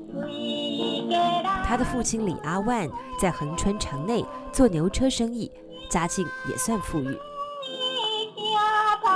年底的一天，从未出过远门的李桂兰揣着多年积攒的零用钱，悄然离家，踏上她的一次追梦之旅。那妈妈还有一个疯狂的故事了哈，她在16岁的时候跟好朋友一起到了枋寮，然后搭车到台北去看那个博览会。把李桂兰从南部恒春吸引到台北的是这个博览会，这是日本统治台湾的第40个年头，因此叫做始政40周年博览会。这个博览会的规模堪称盛大，10月10日开幕，为期50天，参观人次将近127万。举办这个博览会的目的很清楚，用以夸耀殖民统治的成功。在草山分会场，李桂兰穿着漂亮的裙装，留下一张倩影。她有点流连忘返。去了1个礼拜哈，回来的时候听说被我阿嬷骂死了，说哇你去了花那么多钱啊。博览会之后，这部名叫《南进台湾》的纪录片，此片由日本总督府支援拍摄。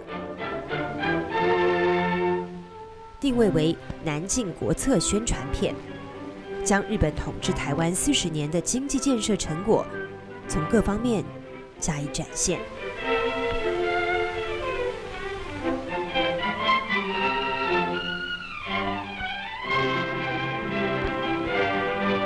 日本要台湾，它本来就是要你台湾作为一个南进的基地，它不是只有要台湾而已，它要整个拓展啊。那所以他拿到你之后，他为了达到这个目的，他要建设你啊。当然，他最主要的目的还是为了日本帝国。对此，影片的开场解说讲得很直白。制作这部电影的目的，不仅是向世人介绍台湾，也为了让世人知道，日本民族每年增加100万人口，天然资源被开发殆尽，仅居住在几个狭小的岛上。然而，当今世上不仅拒绝日本移民，也排挤日本商品。为了打破此情势，因此得在北方建立强大的国防线，更进一步必须在南方开拓产业及经济的生活线。因此，什么在我们心中占有重要地位，就是台湾。台湾可说是帝国向南延伸的重要基础。恒春鹅銮鼻灯塔上，日本官员向南远望的镜头，便具有了象征意义，被赋予最大的特写。1936年，屏东车城乡22岁的农村青年游保生，以第1名的成绩毕业于恒春公学校，并获得郡守奖。游保生是一个贫苦的孩子，小学毕业而已，因为他脑筋非常好，字又不错，当时被推荐到郡役所去上班。一毕业就能谋到郡役所，也就是县政府的差事，足见游保生的出类拔萃。也就在这年，17岁的李桂兰被介绍到郡守官邸当家政服务生，都在日本郡守眼皮底下做事。李桂兰和游保生由此相识，郎才女貌，陷入热恋。2年后，他们结婚了。恒春城的富家小姐下嫁贫寒的农家子弟，应该是看好他未来的锦绣前程。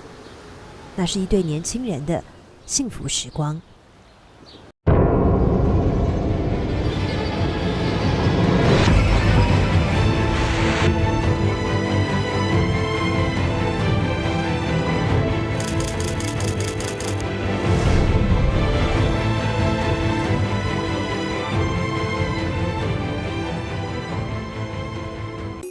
55岁的林献堂则处于人生一段暗淡的岁月。从青年时期开始投身台湾的民族运动，20多年屡败屡战，却也使得林献堂在台湾深得名望。日本人其实对他是既笼络又压迫，他一直处在这样的一个困境当中。好的，那1936年，由林献堂担任社长的台湾新民报组织了一个华南访问团，游历了香港、广州和厦门之后，3月中旬抵达上海。3月20日，上海华侨联合会在青年会大厦设宴，隆重欢迎来自台湾的林献堂一行。林献堂作为代表来致辞，他说：“我这番回到祖国。”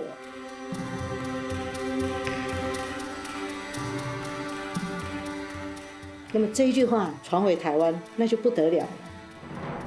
总督府机关报《台湾日日新报》迅即展开对林献堂的抨击。他说：“台湾人，你们现在是日本统治啊，你们的祖国应该是日本，你怎么说这番回到祖国？”那是日本军国主义势力已经极度膨胀的时期，台湾军参谋长狄周立兵决定利用这个机会惩戒林献堂，以达到杀鸡儆猴的目的。他们就找了一个日本极右翼的大日本生产党，一个像流氓一样叫麦间善兵卫。1936年6月17日是日本所谓的始政纪念日，台中公园举办游园会。这个园游会上，一碰到林献堂，这个麦间善兵卫不由分说就打他一个巴掌。在那个年代可以说林献堂他走到哪里都很受尊敬跟欢迎的我们台湾人啊都说林献堂讲伊是台湾第一个公民，那从拍迄个对伊来讲打击嘛足大那台湾的百姓对林献堂是相当的一个尊敬的。那有这种一个侮辱的行动，当然对我们台湾人也是一种侮辱嘛。这就是发生在日据时期台湾的祖国事件。这个事件被在台日本漫画家国岛水马收入1936年的历史漫画年鉴。打向林献堂的这个巴掌，用林献堂的秘书叶荣钟的话说，标志着台湾暴风雨时代的开始。叶荣钟写道：“霎时全岛震动，风声鹤唳，鸡犬不宁，台湾士绅惶惶不可终日。以林某的地位声望尚且不免，则我们的将来遭遇还堪设想吗？”祖国事件发生2个多月后，1936年8月27日，国民政府西京筹备委员会委员连振东的儿子在西安出生。新生儿的祖父连横没能等到看上孙子一面，他在6月间病逝于上海。临终的时候，跟我的父亲谈了很多的事情。他知道，中日必将一战，中国人民的这个能够忍耐的这个程度已经到了极限了，势必这个是兵戎相见一决生死。所以他这个小孩生出来，男的话叫连战。这个名字的由来就是如此。连横的预言很快得到应验。第2年，1937年7月7日，震惊中外的卢沟桥事变爆发。日本打响蓄谋已久的全面侵华战争，中国军队奋起反抗，全民族的抗战开始。1937年8月15日，台湾军司令古庄干郎向岛民发出严重警告，宣布台湾进入战时体制。总督府成立国民精神总动员本部，并于9月30日在台北公会堂召开国民精神总动员大会。一场对台湾人实行强制教化的皇民化运动正式掀起，其第1阶段是国民精神总动员运动。小林基造将皇民化比作一场灵魂革命，他试图以此来培养台湾人忠良帝国臣民的素质，以落实大本营指令，早日把台湾建成进攻华东、华南和今后太平洋战争的基地。所谓的皇民化运动是以停止报刊中的汉文栏作为标志开始的。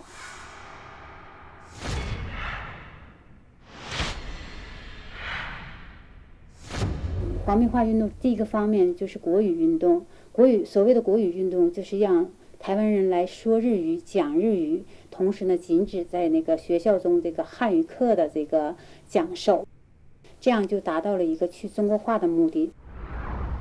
在日本统治时期呢，他对传统的汉文教育是采取压抑的那个做法。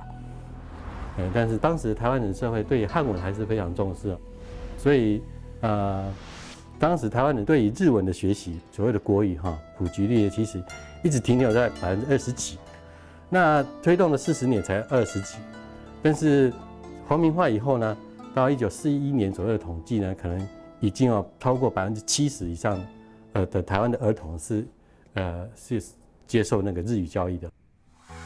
到日据结束的1945年，这个数字达到90%。这类门牌是用来奖励全体成员只讲日语的所谓国语家庭。当时战争时期台湾的生活非常苦，因为所有的经济资源都被动员到军事方面包括食物也是采配给制度那如果说你没有加入所谓的国语家庭，你得到的那个食物是非常少你要吃一个肉是很难的。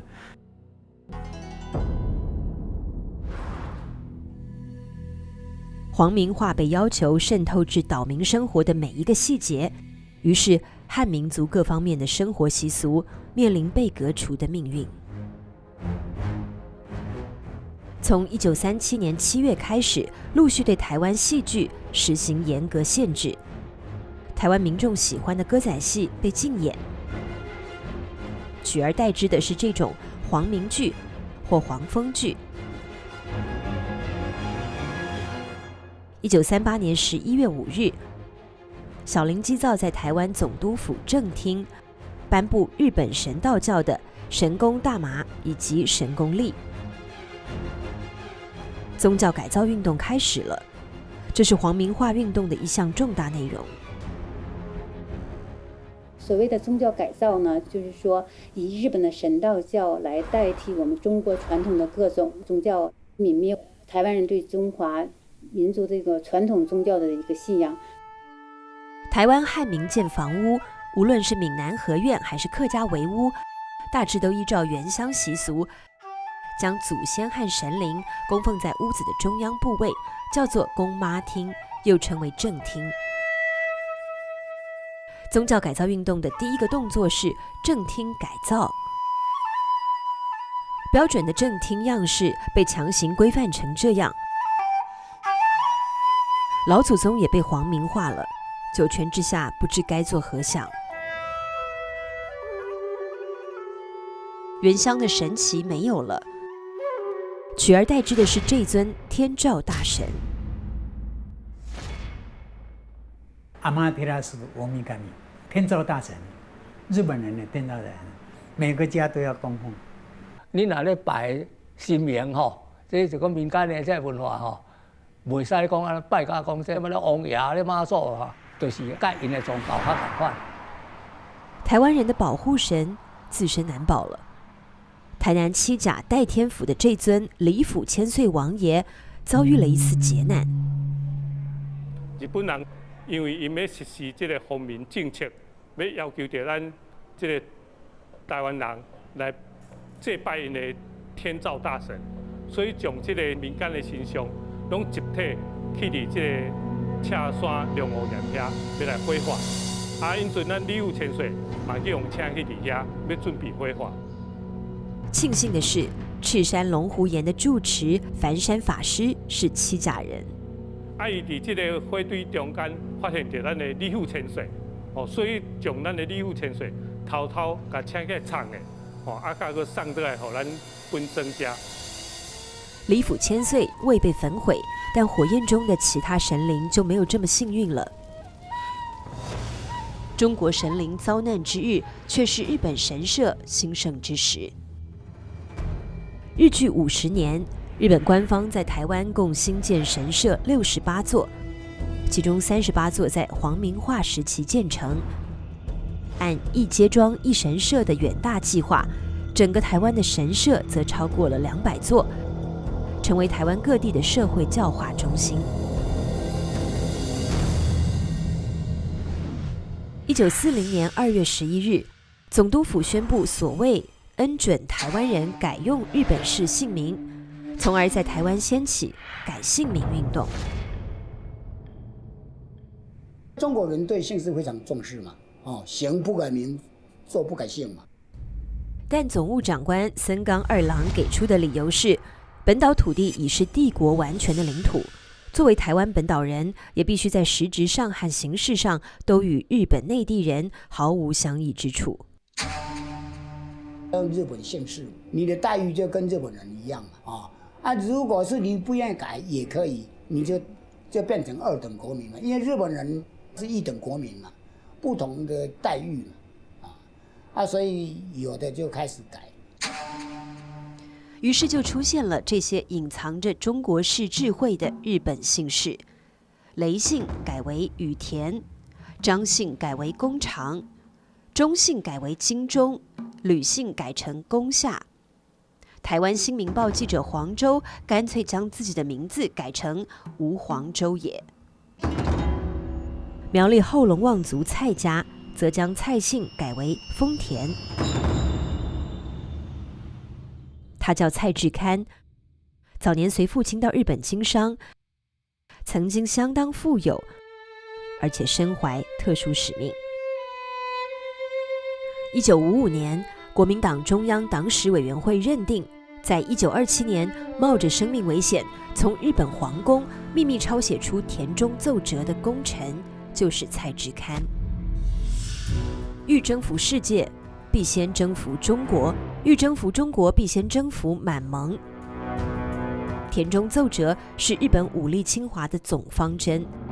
中国政府获得田中奏折后，于1931年东北918事变爆发之际，将其公诸于世，使得日本侵略野心昭然天下。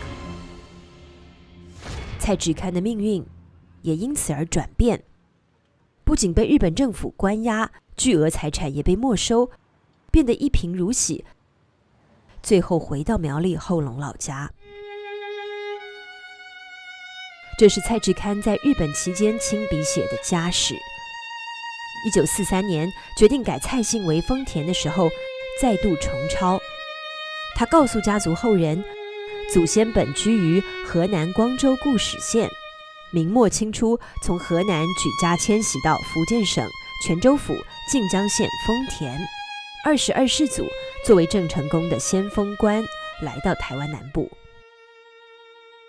那先父呢，他就是说我们是从晋江石狮的丰田那边出来的，假使要改的话，就改成丰田2个字，这样也可以记得说我们是从哪里来的，不会忘了魂。家父一直在勉励我们要饮水思源，台湾话叫假归祭拜请桃，就是这样的意思。你要追溯你祖先从哪里来，你今天有你这个身体是从哪里来，你的从源头哪里来你都不知道，你的灭了。蔡志堪表明，写家谱的一个目的是唯恐后代子孙忘本灭源，而皇民化运动正是要达到让台湾人忘本灭源的目的。不晓得呢，我们祖上是中国人，根本不晓得。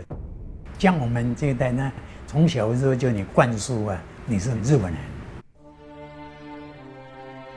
哥哥每天唱啊，不是经常唱，每天那个朝会就唱歌歌。小学的吼，每一早起就迄个叫做调会，调会是咧画口令，画口令，拢爱要求这学生啊吼，足有精神的，拢精神教育。伊讲，我到库斯多么哇，来日本帝国の市民であります。伊讲，咱大家拢是大日本帝国的市民。太阳旗上，学生们以日本姓氏的签字，可以看作皇民化运动的直接成果。它印证了总督府总务长官森冈二郎的话：皇民化运动就是使本岛人成为真正日本人的运动。把台湾人呢培育成真正的日本人，或是说更像日本人的台湾人。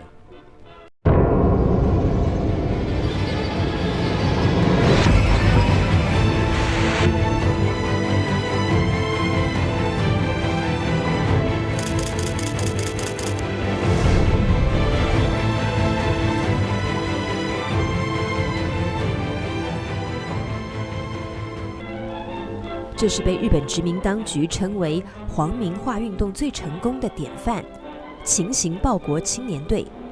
它于1940年7月由总督府直接成立，征集各地青年骨干，集中在台北、台中、台南3个训练所中进行兵营式训练。恒春龙水庄19岁的陈敬吉，在1943年被征集到台中雾社参加这一类的训练。第一站阮去的是叫阮伫无社啦，无社第一站伊是训练了要搁训练啦，就是训练6个月啊。第一站要加开这环国公路。現在武者運転所においては台湾中央横断自動車道路並びに参勤道路の開拓に瞬間なる山を。伊这饭这一碗，菜一碗呀。我了解是敢若一新竹囡仔吼，才袂饱。人啊，咧训练伊咪咪试试鸡放菜放了，走偷着饭，也咧讲。经历了这种魔鬼训练，这些青年将返回乡村，充当推进皇民化运动的骨干，并在志愿兵招募中被率先征用，前往南洋或华南战场。皇民化最重要的是军事动员。那军事动员，我们后来的很多台籍日本兵的一个投入战场，就是在整个皇民化运动之后，就是说把人民纳入这个总动员体系。台湾人被投入战场，不过他们暂时还没有资格当军人，而是称为军属或军夫。按照军人、军犬、军马、军歌、军属、军夫的序列排为最末等。台南安平，泉州移民的后代何义胜成了台湾的第一批军夫。那是1937年，何义胜19岁。当时是安尼啦，日本迄部队来啦吼，4、5个来啦，工作命破这啦吼，命破这个，是讲系安尼，查甫的吼要起来安尼要，头摆就交去200头包。何家2代4人被勾到，他们很高兴，以为谋到了一份赚钱的好差事。伊唔知是要去做电线呢，唔知是要去做军夫要建电线呢。1937年9月下旬，淞沪会战打得正激烈的时候，第一批台湾军夫到了上海，共850人，其中包括被连骗带拐征召来的安平军夫约200人。台南安平区先后有400多人被征调为军夫，前往中国战场。1939年，何义胜一行人回台整训，来到安平这个公墓。此地埋葬了何义胜的12个军夫同伴，其中年龄最大的50岁，最小的洪青山工学校刚毕业，年仅17岁。1938年10月2日，台湾总督府前，即将出征的台湾农业义勇团举行授旗仪式。大量的军夫被以台湾农业义勇团或是台湾特赦劳务奉公团、台湾特赦勤劳团等种种名义征调到中国和南洋战场，他们被称为出头战士。啊，这是阮哋啊在种菜，这是你军营的头前在桥下边的，啊，这是我本人，因为我7岁就无老爸啦，13岁毕业了后就叫人欺负啦，无前途吼，所以我才去参加这个台湾特色农务奉公团，啊，才过去菲律宾去种菜。所以讲种菜实在去做这个部队的后援，咱就台湾的去做后援。无啊，到高中无来啊，就去做这个军属。这个大堂这喊来，啊，咱就是无经过训练啊，走看通来味话啊。阮走吼，迄日本人偌歹，你走拢叫啊，来，拜日啊，咱拜几日吼，拜几日吼，啊，即摆拜2日吼，啊，会包我包你，你包我，啊，若伤细啦吼，迄日本那边的。对，你都搁甲你占了，你才会当拍对面大咱安尼，拍甲安这拢会行起来。讲后摆看你要搁惊，阮有拍甲叫唔到。啊，你这跑你有怨叹？啊，袂安怎怨叹？你无法度呀，伊在管咱的呀，伊在管咱，伊边管，阮是军属啊，毋是边啊，军属过啊，日本呀，做军属军属。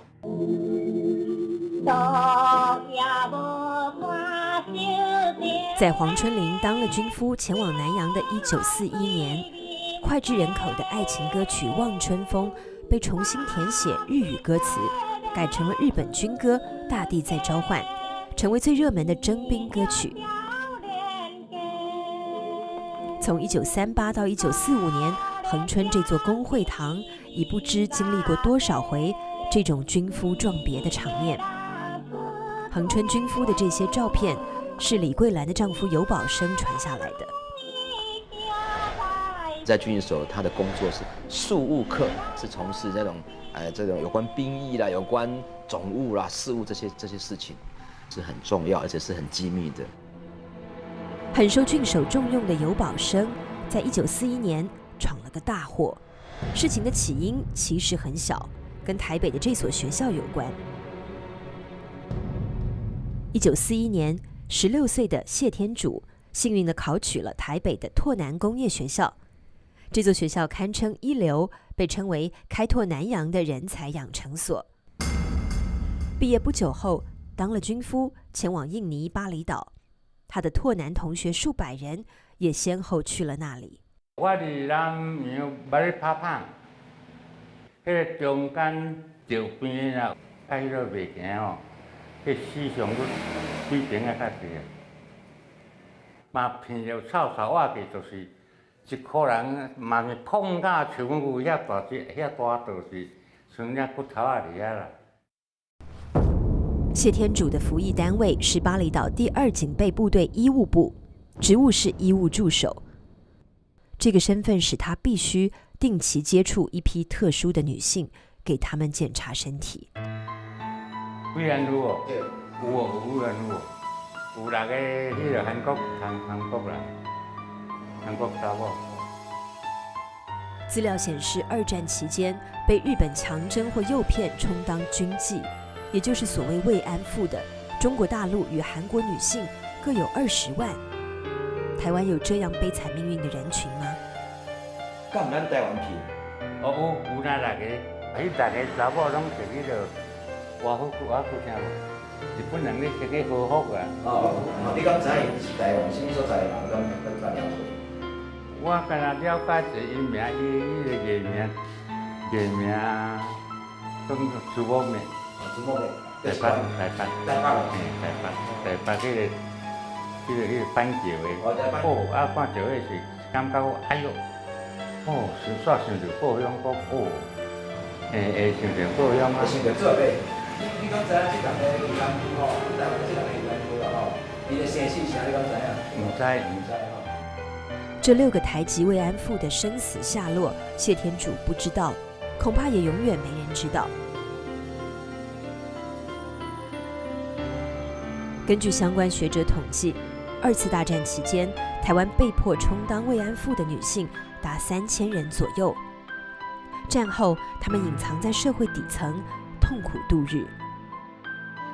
终于，台湾妇女救援会促使最后的一批余生者站了出来，让他们重新享有尊严。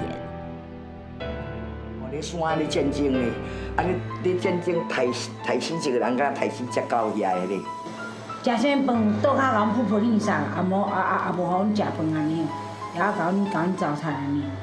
我去买迄种夹棍就甲敲下去，敲这个塌下去，现在骨头也没有掉。日时啊就是阿兵哥，暗时啊就是士官。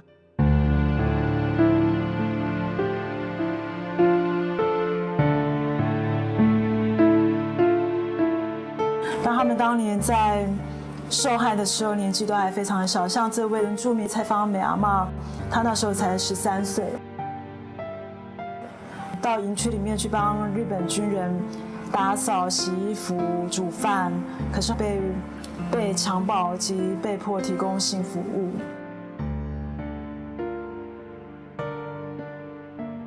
台湾最高龄的慰安妇，吴秀妹阿妈检查身体的时候，就是要求他们把衣服全部脱光，然后站成一排做检查。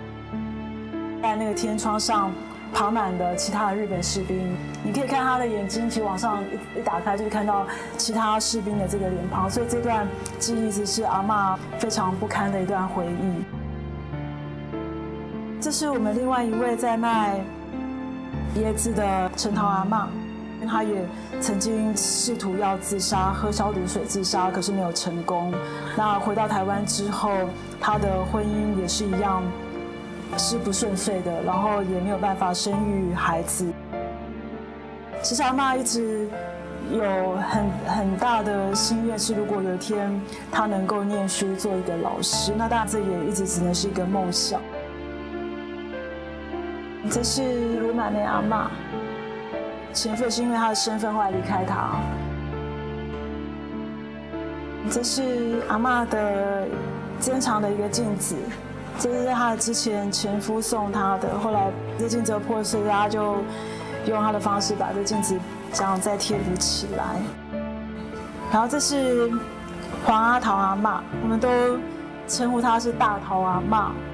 那她是台湾第一位愿意公开露面的幸存者，当年也是20岁左右，她在台北的万华看到一个征护士的广告，所以她去应征。那等到了南洋，她才发现原来她要做的不是护士的工作，而是做慰安妇。我个片开始看来哦，开始看来哦，我的语言会跟我的来过了，实在是不想好。霏霏细雨里，在兄嫂的陪伴下，阿桃首次踏进自南洋回台后从不敢走进的家族宗祠，第一次向爸妈诉说心中的秘密。看好人看不起，50几年，我是太痛苦，妈。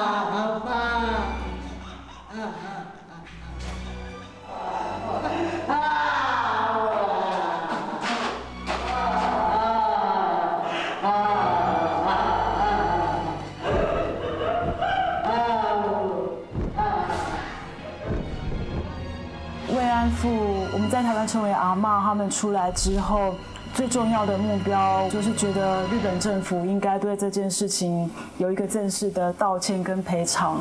可是他这整个诉讼陆续的都是败诉，那当然这样的一个结果对于这些阿嬷而言是一个很大的伤害。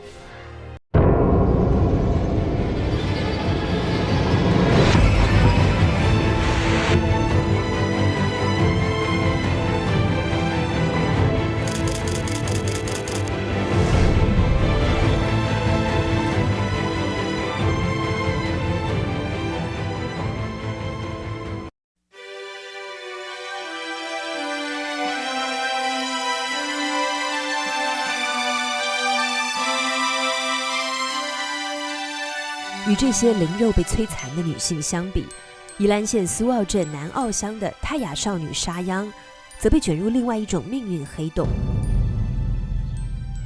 1938年9月，日本教师田北应征从军。17岁的沙央和几个青年人奉命为他搬运行李。在经过南澳溪独木桥时，沙央失足坠入湍急的溪流。一个意外事故，此后被放大，再放大。1941年4月，皇民化运动由国民精神总动员进入皇民奉公运动阶段。总督长谷川清隆重颁赠沙央之钟，沙央被罩上爱国少女的光环，成为皇民奉公臣道实践绝好的宣导教材。1941年，日本发动太平洋战争，为了协助他们的增援要到南洋作战，所以透过电影就他们就用满映，就找最好的导演，就清水纯，最红的那个女明星李克难、李香兰，通过最好的阵容来把拍成一个营造一个很凄美、很悲凉的一个爱国的时代故事悲情。这部悲情电影由台湾总督府全额出资，拍摄地点很有意味地选在雾社。12年前，莫纳鲁道率领赛德克人殊死抗日的战场。原本淳朴无邪的山地少女沙央，被政策性地改造成一个具有报国效忠觉悟的成熟女性。她甚至爱上了她的日本老师，含情脉脉地鼓励她英勇出征，最后香消玉殒，以身殉国。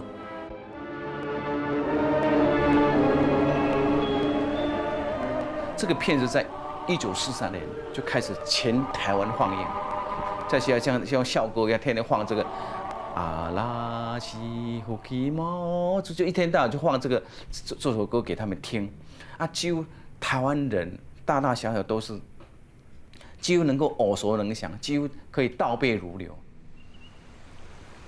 影片被特别送往原住民部落放映，哪怕是山高路远、交通不便的村落。那时候原住民部落普遍教育都很低啊，他们看到我们泰雅族的少女沙燕这么勇敢，我们这里怎么可以不为这个天皇去那个呢？所以纷纷就是从军，他就到那个仁爱乡就放给当地的人看，大家一个晚上之内，就我知道，光在仁爱乡的那个清流部落，就几乎全村的年轻人都登记。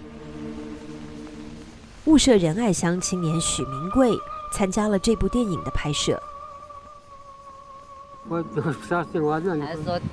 他之前有拍过那个《沙涌之钟》的片子，然后他就是要去从军的前一天，他们就派去参加拍摄。当了1天临时演员后，18岁的许明贵随军出征，前往太平洋的新几内亚岛。他的队伍被称作高沙义勇队，全部由台湾山地原住民组成。因为日军不适应在南洋群岛丛林作战，屡屡吃亏，于是天生善于在山岩丛林中攀援游走的台湾山地原住民便得到青睐，被武装成军人，鼓励他们勇敢作战，夸赞他们是丛林之虎。原住民参军是6000多人，回来台湾人不到3000人，几乎以台湾的那个族群来比例的话，死亡率是最高的。南投雾社仁爱乡清流部落高阿队阿嬷，是原高沙义勇队队员高嘉诚的遗属。你上门见门你那他说没演那个部落去当日本兵，那时候只有2个回来，一个是他的老公，一个是他的哥哥。如果没说那么舒服，是你不给那个回去的高队他先生也回来之后，也没有夺到1毛钱赔偿，所以他们后来觉得也很万谈呐，就是说被殖民，然后被利用之后，就是等于就是说弃之如敝屣，跟他破鞋子一样把它丢掉。1995年，75岁的原高沙义勇队队员高成家走了。但即使投入主的怀抱，他也无法得以安息。他们确实很可怜，这辈子因为没有国家保护，因为台湾割让给日本，变成无祖国保护，所以任人家予取予求，要杀要宰就随便他们。所以他们常常讲说，身为台湾植民地，台湾殖民地人民是很悲哀的。据日本方面统计，在第2次世界大战期间，他们总共动员了台湾的兵力207183人，总计在20万左右投入南洋战场。依我去靖国神社调查，有关台籍不管是近乎日本兵，死亡名单上面是28000名左右，登记有案的。在我们台湾的统计上，应该是有超过5万人以上失踪或死亡的，超过5万人。屏东恒春，从1938到1944年，7年间，向华南地区和南洋群岛输出了一批又一批的军俘。拢伫这个恒春的这个西门外遮，拢伫遐送，送军俘，大鼓小鼓顺后壁，热路要分这个分吹。伊这个军俘若照阮这个网衫吼，照阮网衫有出去的这个人吼。6个其中的阵，即马转来的阵，就敢若朱金英呢。6个敢若倒来一个呢？倒来一个呢。别种我唔知啦，阮种哩6个出去一个倒来呢。一个倒来呢。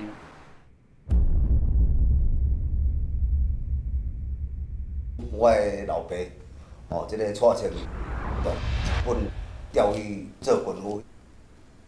我听阮爸爸讲，拄好7个山海里调过南洋的啦。拄好干阮爸爸换命转来啦。阮爸爸换命转来就是讲，伊伫遐算这7个人，伊骨头伊拢甲压一块炸伫身躯边的，若上山落海要过桥坐船，伊拢甲叫。我伫南洋5年，阮的同学伫遐死250个啊。安尼是有严重甲无严重，你知？当时要安怎讲啊？受了伊的教育啊，你就袂怎能讲受讲遐话袂啊？阮第4、第5、第6、第7，咱一直刷咧，阮拢嘛送伊去到高雄港。你有送到高雄港？拢送到高雄港出去，有诶去拢都无转来啦。对不起，大家。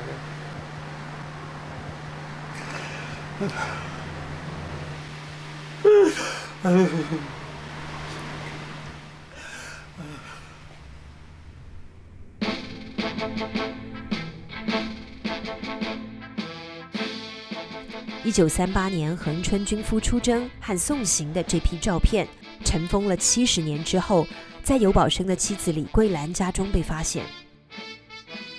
1942年，尤保生也当了军夫，前往菲律宾，行前将这批照片留给李桂兰。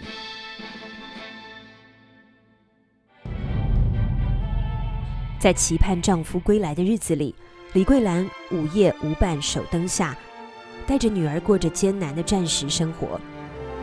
1944年更遭遇了盟军对台湾的大轰炸，她被燃烧弹烧伤，青春容颜失去了美丽，少女时的梦幻化为泡影，靠着丈夫的零星汇款和报平安的来信支撑度日。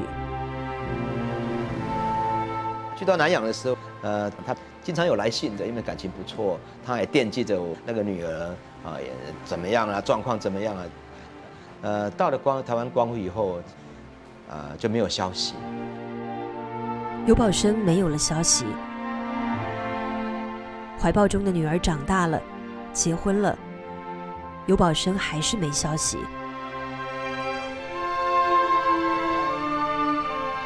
终于后来有传闻，尤保生还活着，但又娶了妻子，留在菲律宾不回来了。对啦，是安讲啊，我是讲若有命就好，安怎拢袂要紧啦，有命就好啦。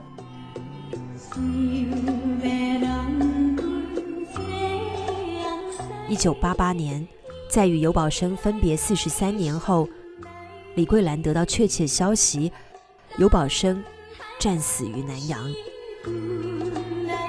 尤宝生没有列入日本统计的台湾军夫死亡者名单，李桂兰没有得到日本政府的战争赔偿。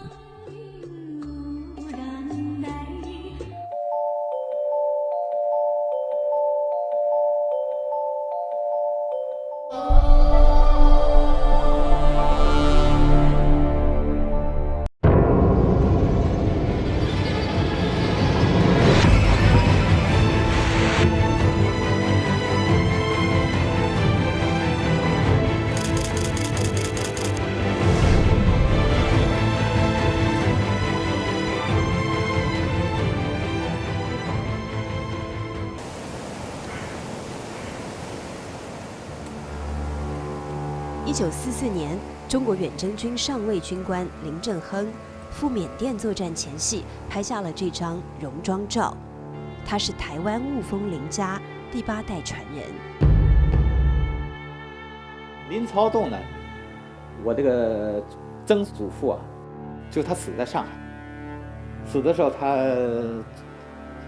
在我爷爷的手就说这个台湾呢是在我任内丢失的，希望。 将来能收复台湾，收复台湾成了祖父和父亲2代人的遗愿。林正亨从小铭记在心。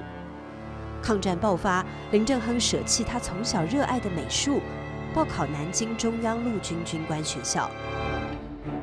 毕业后，他舍妻别子，走上抗日前线，从昆仑关一直打到缅甸战场。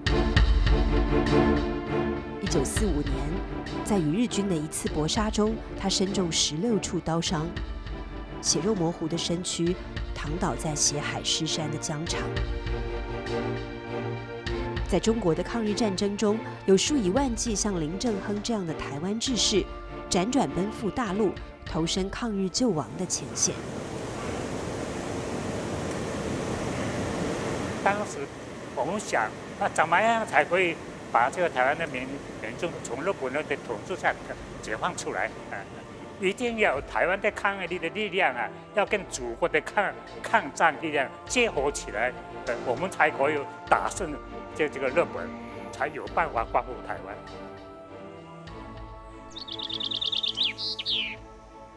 1940年，5个台湾青年走在越东的土地上，他们在寻找抗日力量。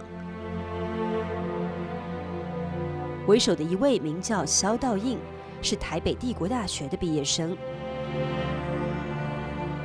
台北帝国大学成立于1928年，它是日据50年间台湾仅有的一所大学。能够进到这里读书的台湾人子弟，属于凤毛麟角。那我父亲在日据时代是台北帝国大学第1届的医学部的这个毕业生。 当然，他从小的时候，长辈都会一直在谈到1895的这个战争。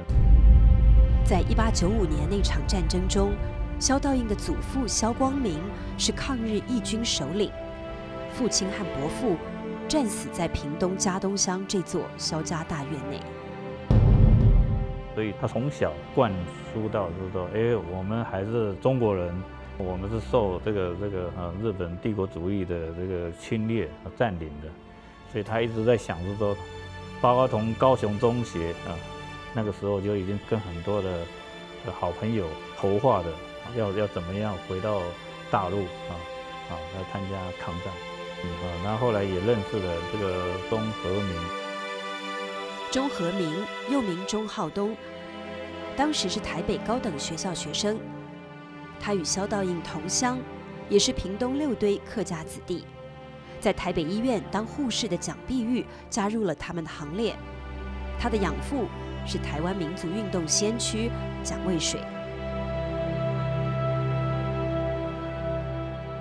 蒋渭水的这个女儿蒋碧玉和民，他们2个是夫妻，然后跟我爸爸后来也认识了我妈妈啊，他也有意愿要回大陆啊来参加抗战。那个时候的大家的心呢，都是向着祖国。2对夫妻加上钟和明的表弟李南风，5个热血青年踏上西渡返乡参加抗战的曲折路程。他们的经历被台湾作家蓝伯洲写成小说《晃马车之歌》，台湾导演侯孝贤将其拍成电影《好男好女》。他们转的很曲折，到了1940年，用各种方法到了上海，然后后来又到了香港，从香港转进到大陆惠阳，到了国民党的管制区，可是马上又被逮捕，因为他们被误认为是日本间谍。那本来是被当作日谍要被枪毙的，那还好碰到邱念台。他就想办法要解救这5个台湾青年。邱念台就是1895台湾民主国这个台湾义勇军的领导人邱逢甲的儿子。邱念台生于台湾苗栗，1895年1岁时随家人西渡返乡，父亲为他取名念台，希望他勿忘收复台湾。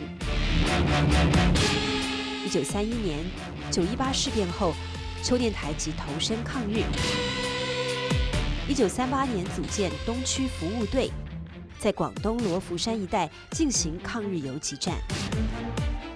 钟浩东、萧道印，他们就到了邱念台领导的东区服务队，从事这一些抗战的敌后工作，一直到抗战胜利。卢沟桥事变爆发以后，经过不完全的统计，一直到抗战胜利，大概总计有5万多个台湾志士就渡海到大陆参加国民党或者共产党的领导的组织的这种抗战。1940年6、7月间，一群台湾孩子到福建省崇安县进行抗日宣传活动。他们在武夷山翠屏峰刻下这几个大字，正是该读小学和初中的年龄，这群孩子却已成为军人。他们是抗战时期中国军队一支特殊的娃娃兵，他们的队长是李友邦将军。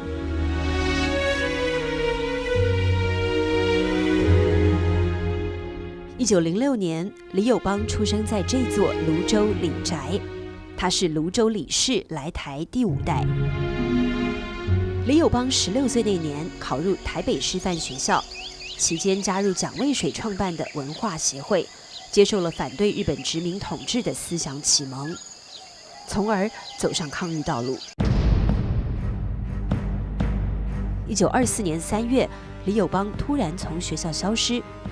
普遍的说法是他遭到当局的通缉，连夜出逃。在那个红楼旁边有个派出所，我父亲他就跟了一些人就捣毁这个派出所，捣毁以后，他就从高雄投奔到大陆。大陆说那时候刚好黄埔军校第2期，他就加入黄埔军校。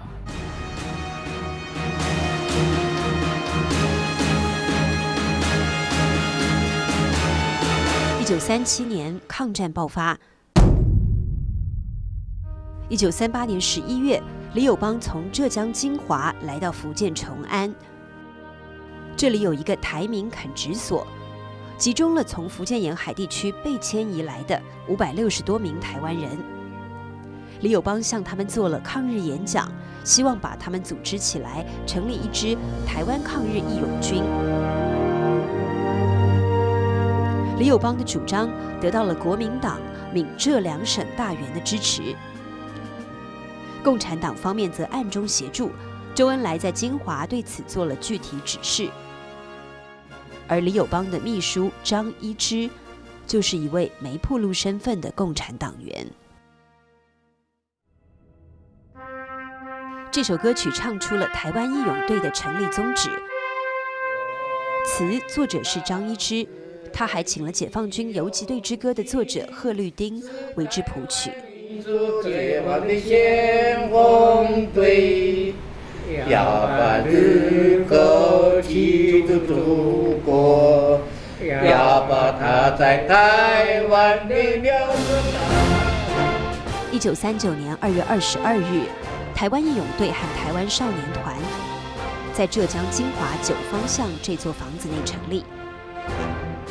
第一批队员22人，其中包括6个孩子。此后，第2批、第3批共150多人由武夷山陆续到来。18岁以上的编入义勇队，16岁以下进入少年团。义勇队少年团在旗帜边列队，他们是台湾人当年参加抗日的象征。这是郭辅义，少年团的第一批队员，年仅10岁。义勇队都是大人，他们主要的工作，在台湾本岛的，在敌后的，而且参加战斗的，也有从事生产，像这个樟脑或者是制药各方面的，还有最主要的，后来设立了很多的台湾医院，为老百姓、为居民来服务。1939年9月，义勇队总部外挂上这块牌子。第一家台湾医院在金华成立。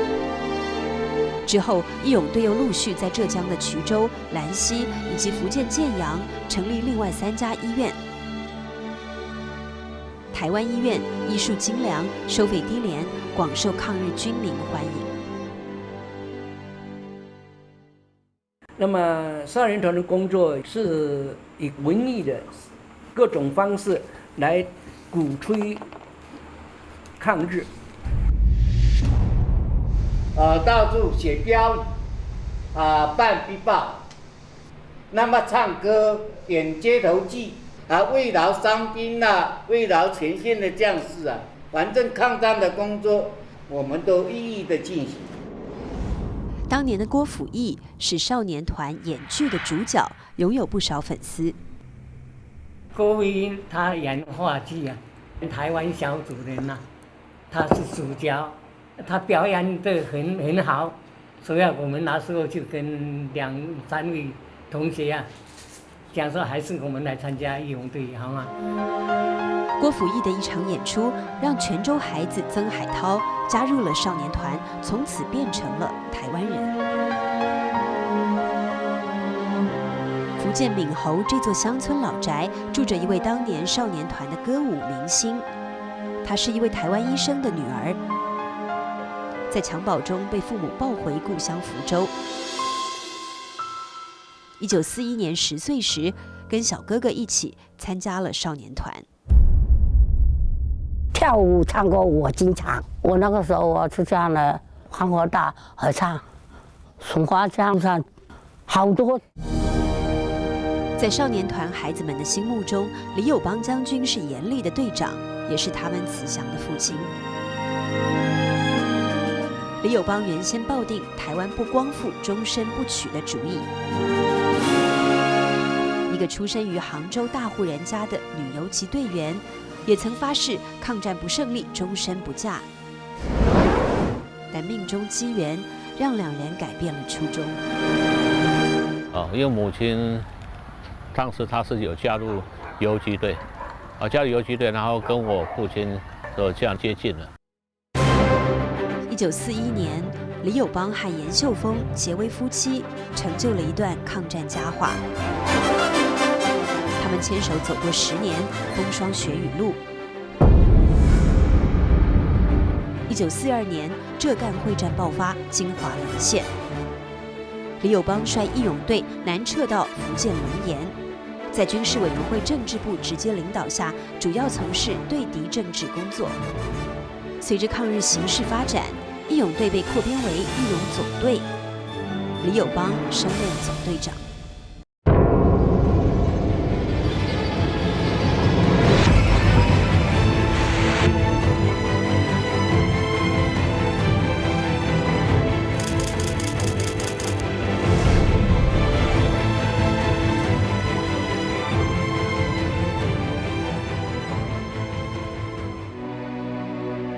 1940年初，李友邦前往中国暂时陪都重庆，为的是台湾抗日团体的合作大计。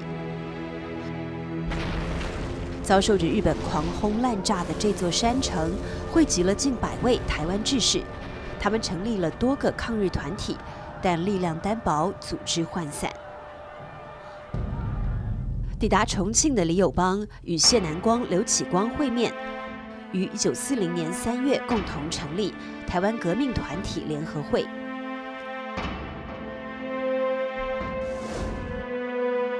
1941年2月，台湾革命团体联合会发展为台湾革命同盟会，它由李友邦、谢南光、张邦杰等人领导的5个台湾抗日团体统合而成。大陆台湾人最大的抗日组织宣告诞生。台湾革命同盟会的主旨是集中一切台湾革命力量，打倒日本帝国主义，光复台湾。台湾革命同盟会展开轰轰烈烈的复土复省运动。台盟会有关收复台湾的建议一次次呈递到中央政府。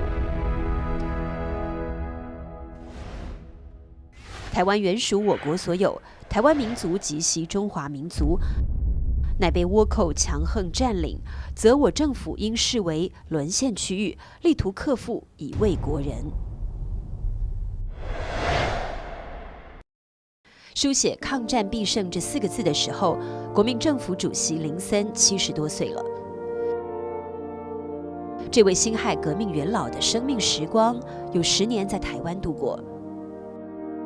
19岁时，他从福建闽侯家乡来到台湾，先后就读刘铭传创办的台湾西学堂和电报学堂。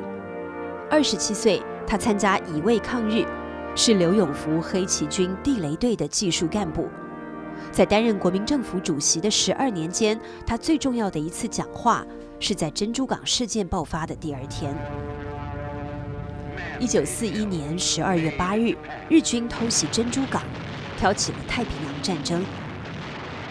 隔一天，美英等国以及中国对日本宣战。国民政府主席林森宣读的这份《国民政府之对日宣战书》，昭告中外，所有一切条约、协议、合同有涉及中日间之关系者，一律废止。日本是这个依据《马关条约》来窃取台湾的哈。那么在这个中国对日本的宣战公告里面，中国就宣布啊，以往这个一切跟中日关系有关的合同、条约、协定啊，统统作废。实际上，以这个对日宣战公告来说，马关条约已经失效了，因为在这个国际法上，两国处于战争状态的话，以前定的条约就失效了。中国人民艰苦卓绝的抗日战争结束了长达4年孤军奋战的局面，国际反法西斯的正义力量终于结成了同盟。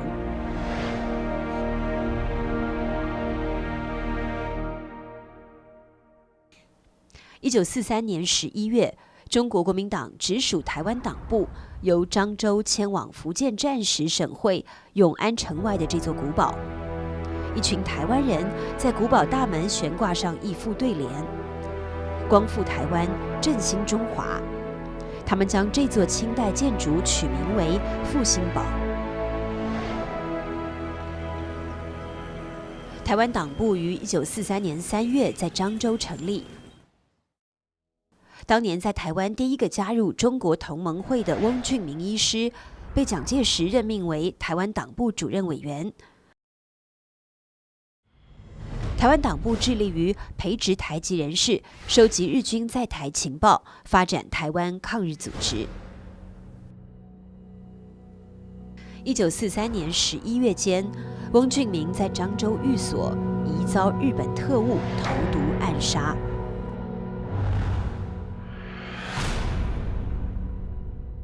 翁俊明被谋杀后，台湾党部先后由林忠、萧宜曾、邱念台、谢东闵等人领导，以永安复兴堡为据点，坚持到抗战胜利。台湾党部执行委员谢东闵彰化人。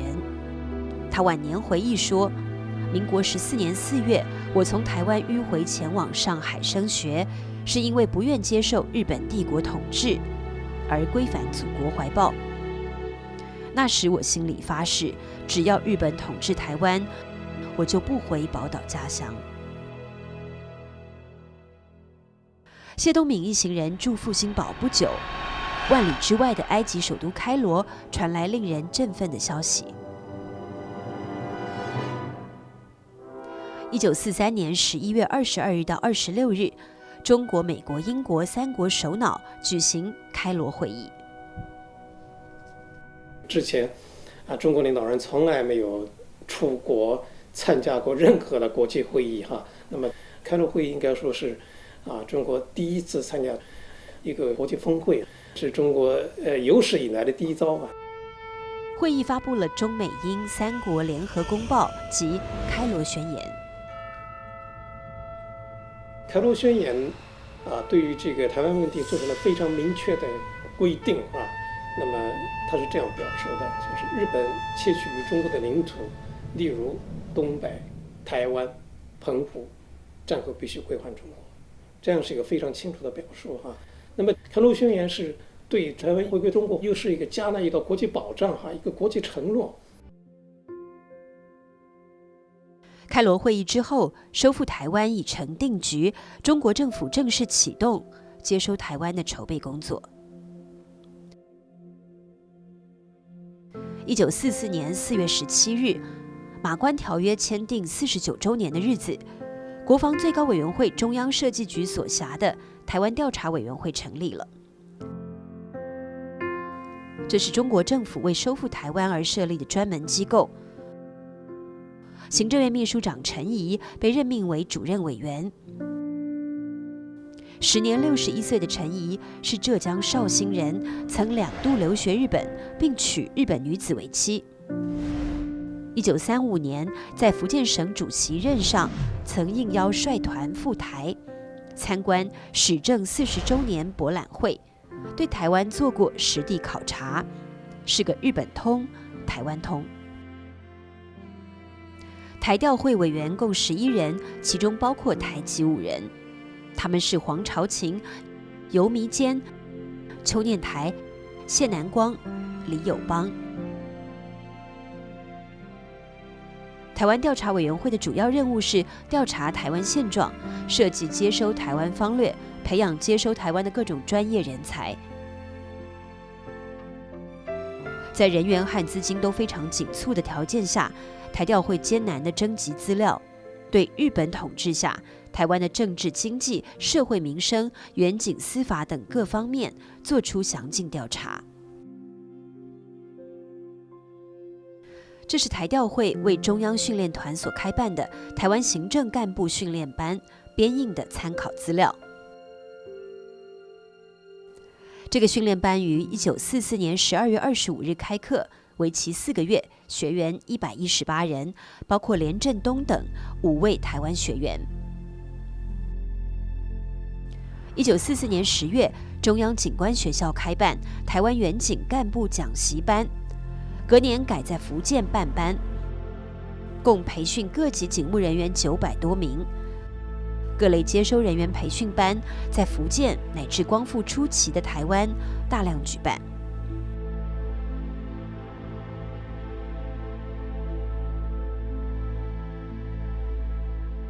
台调会在充分咨询台籍人士意见的基础上，于1944年10月拟就台湾接管计划纲要草案，涉及内政、外交、军事、教育、文化等16项82条。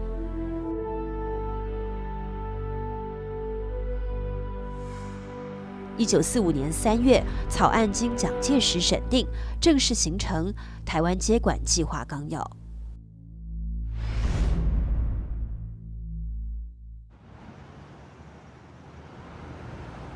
台北的这座建筑原是日本台湾总督府，1912年开始兴建，历时8年完工，耗资281万日元。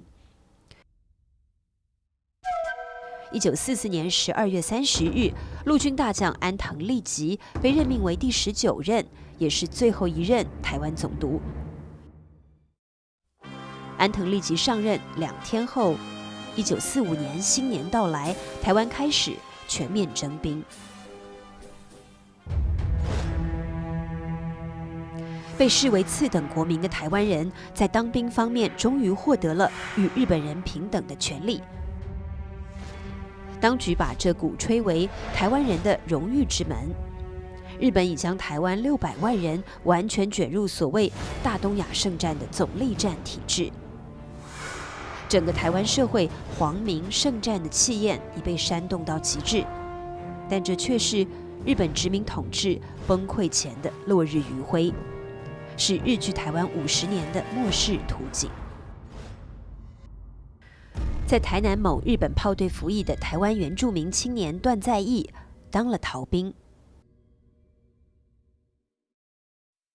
我就安尼看日本战败哦，拄仔无人食，搁话要互共事哦，我当逃兵。你是安怎较知影日本战败？就安怎迄阵啊，就是讲看讲第一点无春粮通我食啦，第二点迄个兵啊，嫌这无够悬的，无够大的，也拢叫去。就战败啊！吼，无较早日本兵嘛拢有咧选，到尾也无啊，就是拢好啊。含细汉的我那小上照扣了对。对啦。搁无通食。无通食。毋咧看报我就走啊，走开呀。段在义一走了之，躲进了深山。这个没读过几天书的原住民青年，凭着常识判断出日本即将战败的局势，这很不容易。随着太平洋战场盟军反攻的开始，从1944年10月到1945年5月，被日本作为南进基地的台湾，遭到盟军飞机持续轰炸，达1万架次以上。1945年5月31日，总督府中弹着火。台湾新报的日本记者伊藤金次郎写道：“以巍峨姿态威压四周的总督府厅舍，以各种意义而言，都是象征日本君临台湾之权威殿堂。而这样的殿堂，现在却一下子就被美国军机粉碎了。我顿时有了不吉利的预感。”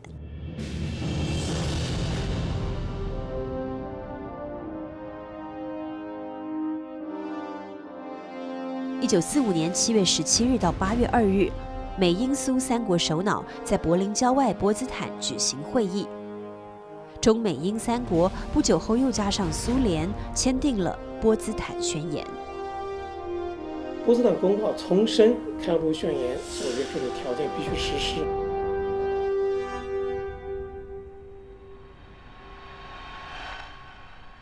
开罗宣言和波茨坦公告就构成了。 关于台湾问题的一个国际文件，波茨坦公告实际上又是一个最后通牒，敦促日本必须投降。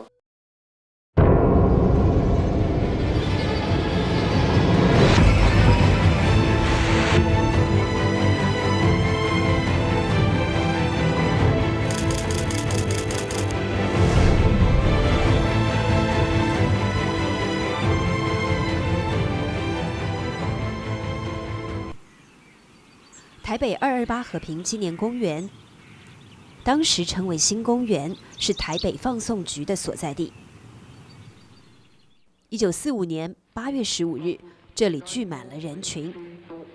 中午12点传出裕仁天皇广播的终战诏书，日本宣布无条件投降。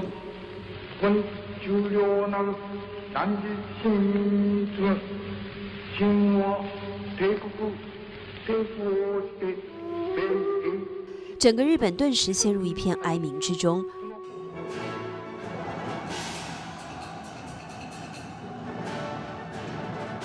而中国大地则完全是另一幅景象。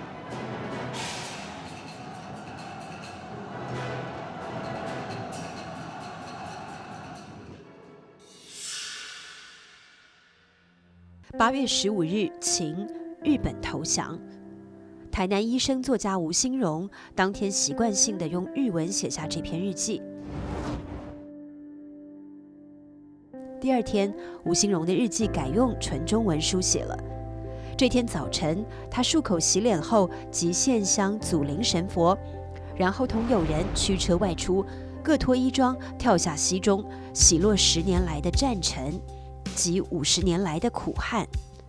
起了岸，个人向海面大声绝叫：自今日起，无人要开新生命了。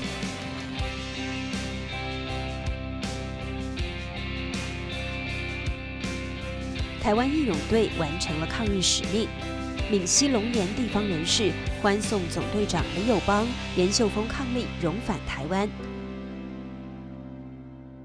抵达厦门后，台湾义勇队举行抗战胜利庆祝集会。李友邦挥笔写下2个大字：富江。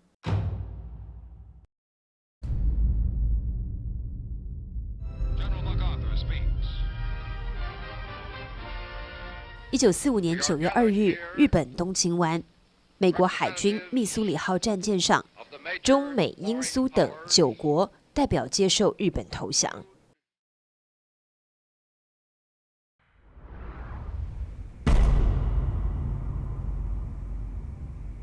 那么日本在投降书里面也再次确认了他们完全接受波茨坦公告。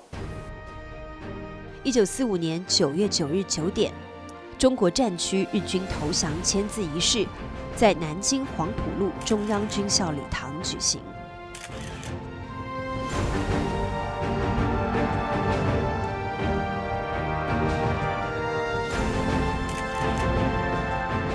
中国军民以伤亡3500万人以上的巨大牺牲，赢得了抗日战争的伟大胜利。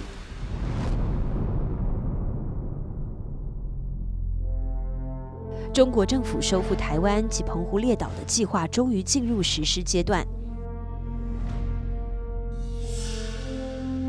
1945年8月29日，蒋介石签发委任书，陈仪被任命为台湾行政长官。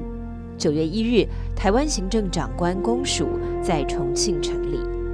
10月5日，先遣机构前进指挥所71人，在主任葛敬恩中将率领下飞抵台北。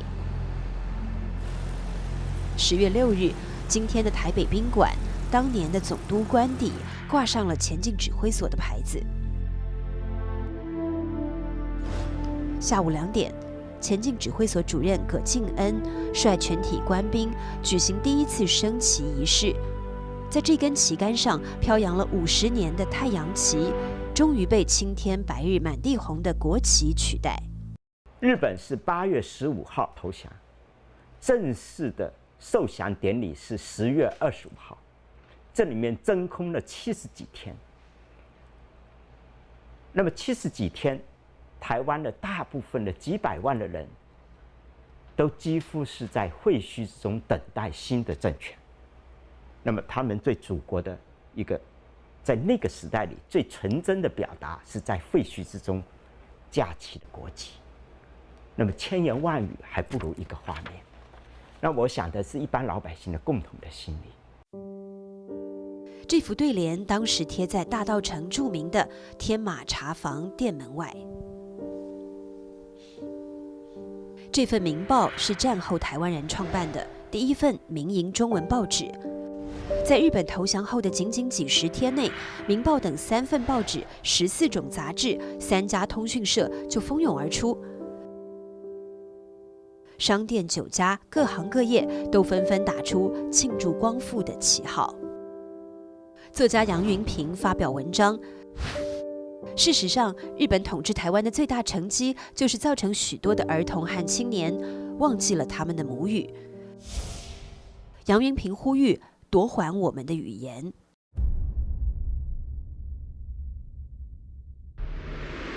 奉命接收台湾的中国军队是70军和62军。1945年10月17日，70军先发部队一个团，在军长陈孔达中将率领下，抵达北部基隆港，他们受到狂热的欢迎。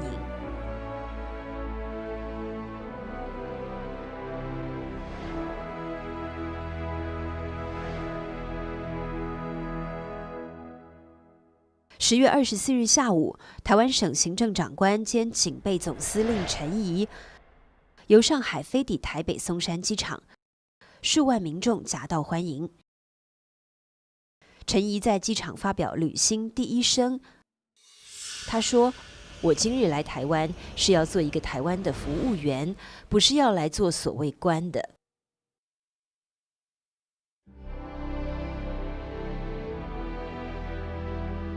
今天的台北中山堂，那时叫做公会堂。1945年10月25日，大约有30万人一大早就涌向这里。中国战区台湾省受降仪式即将在此举行。中国政府的代表、台湾人民的代表、美国总统的代表、盟军代表，共250多人出席。上午10点整，礼炮声中，受降仪式开始。中国战区台湾澎湖列岛受降主官陈仪上将向日方安藤利吉大将下达第1号命令。安藤利吉在受领证上签字，然后由日本台湾军参谋长剑山春树向陈仪呈递上这份投降文书。受降仪式就此结束。短短5分钟，结束了日本对台湾50年的统治。随后，陈仪即席发表广播演讲。从今天起，台湾及澎湖列岛已正式重入中国版图，所有一切土地人民政事皆已置于国民政府主权之下。这种具有历史意义的事实，本人我特报告给中国同胞及全世界周知。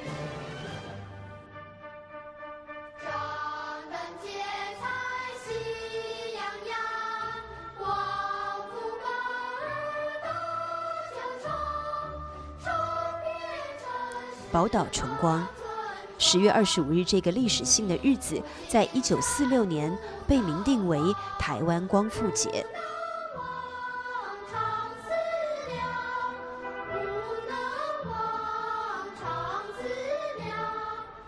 从10月25日光复这一天起，台湾人民一律恢复了原有的中国国籍。日据时期被改为日本姓名的台湾人恢复了中国姓名。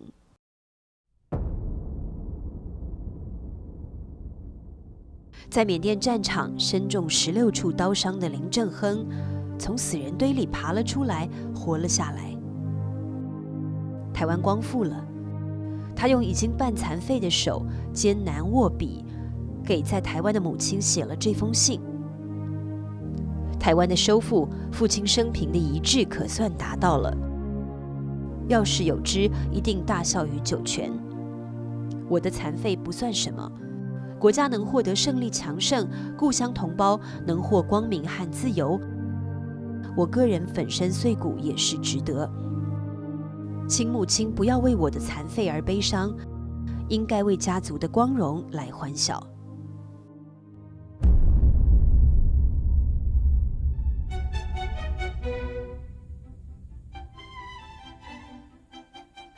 曾经遍布各地的日本神社，或被拆除，或改成忠烈祠。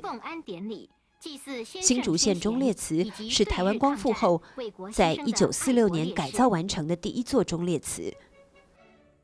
6月17日曾被日本定为始政纪念日，而台湾人称之为始政日。选择这个特殊日子，新竹县忠烈祠举行奉安典礼，祭祀先圣先贤以及对日抗战、为国牺牲的爱国烈士。1岁离开台湾的邱念台回来了，他站在父亲的遗像前焚香祭告。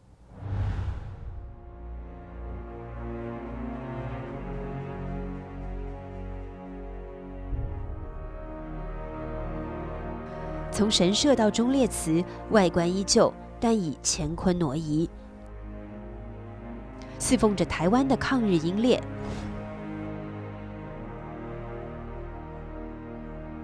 曾经供奉日本天照大神的至尊位置，被中华民族始祖皇帝的神位所取代。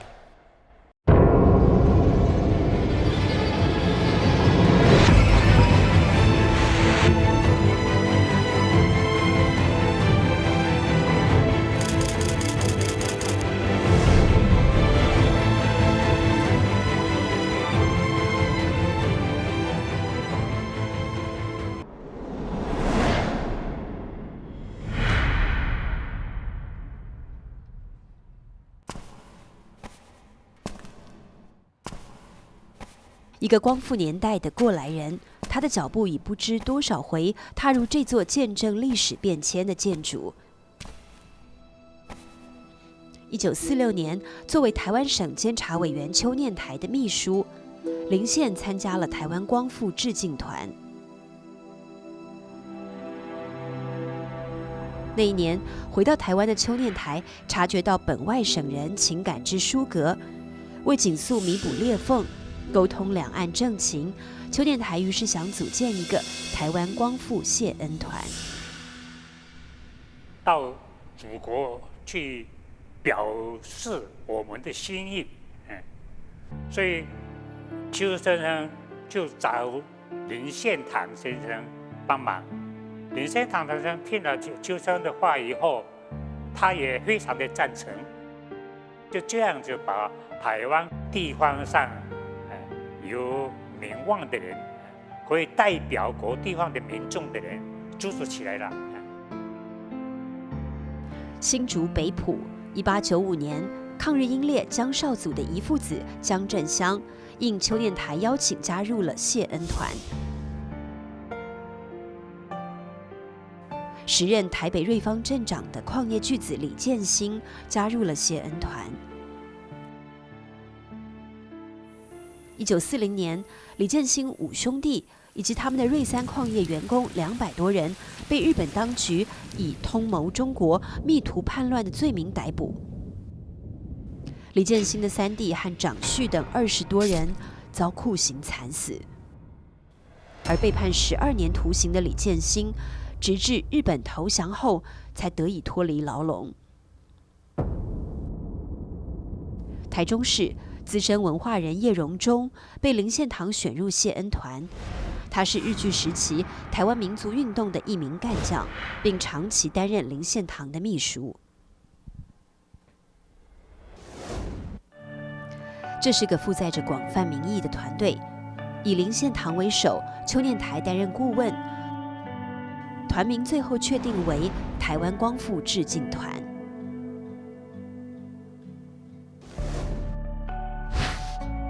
1946年8月29日，那天的天气如同今天这样晴朗。台湾光复致敬团从台北启程飞往大陆。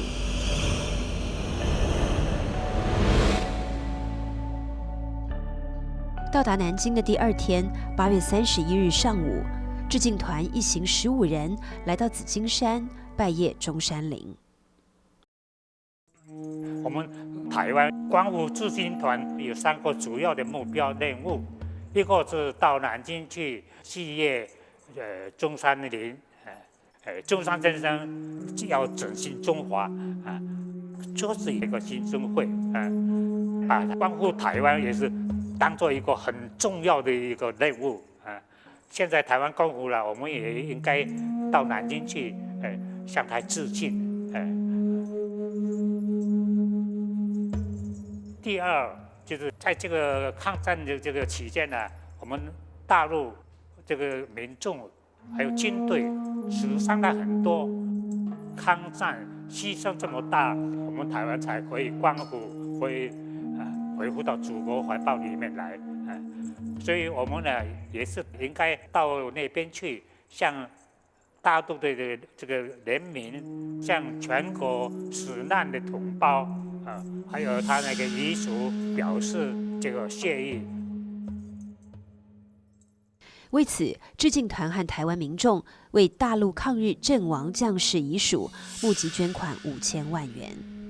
第三呢，我们应该到我们的原族皇陵去祭拜我们的原祖，表示我们跟大陆就同胞一样，大家都是炎黄的子孙。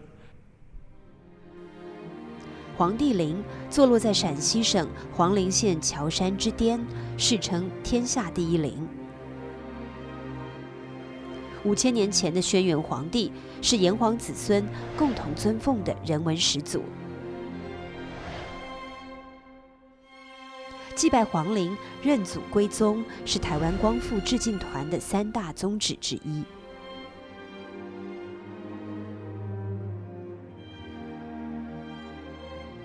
9月6日，南京的专机将致敬团一行送达西安。当天晚上，西北党政军3大员联合宴请致敬团。改天又有西安福建同乡会举办欢迎晚宴，乡情洋溢，气氛热烈。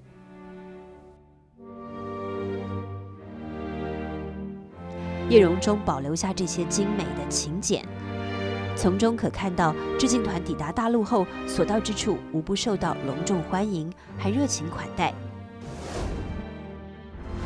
包括于右任、白崇禧乃至蒋介石都先后会见并宴请致敬团，交换了关于重建台湾的意见。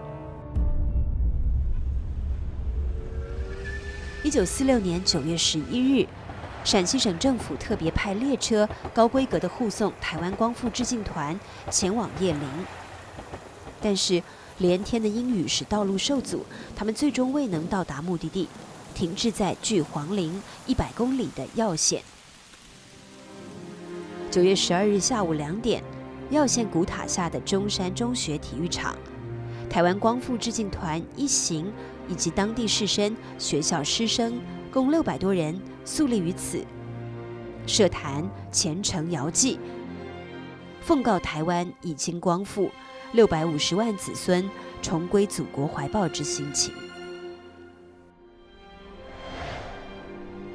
好像光复后回到我家里，见到我自己的父母，像到我们祠堂去拜祖，更那个更激愤的那个心情，在那边呢遥拜遥祭，我们皇帝我们老祖先，这篇祭皇陵文由叶荣中撰稿。林献堂、邱念台审定，担任主祭官的李建兴将他高声地诵读出来。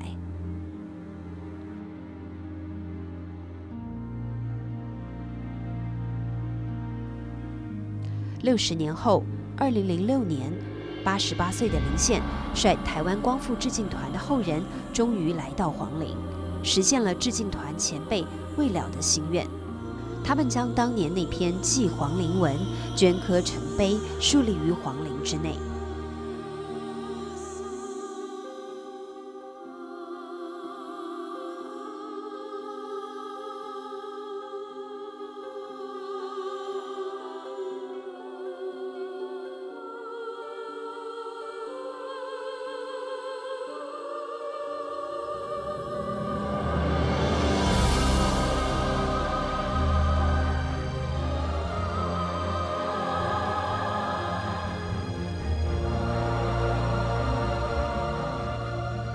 当年在离别西安前夕，林献堂代表台湾光复致敬团发表了一篇语重心长的辞行文章，其中说到：光复后已觉有可爱护的国家，可敬忠的民族，永不愿再见到有破碎的国家、分裂的民族。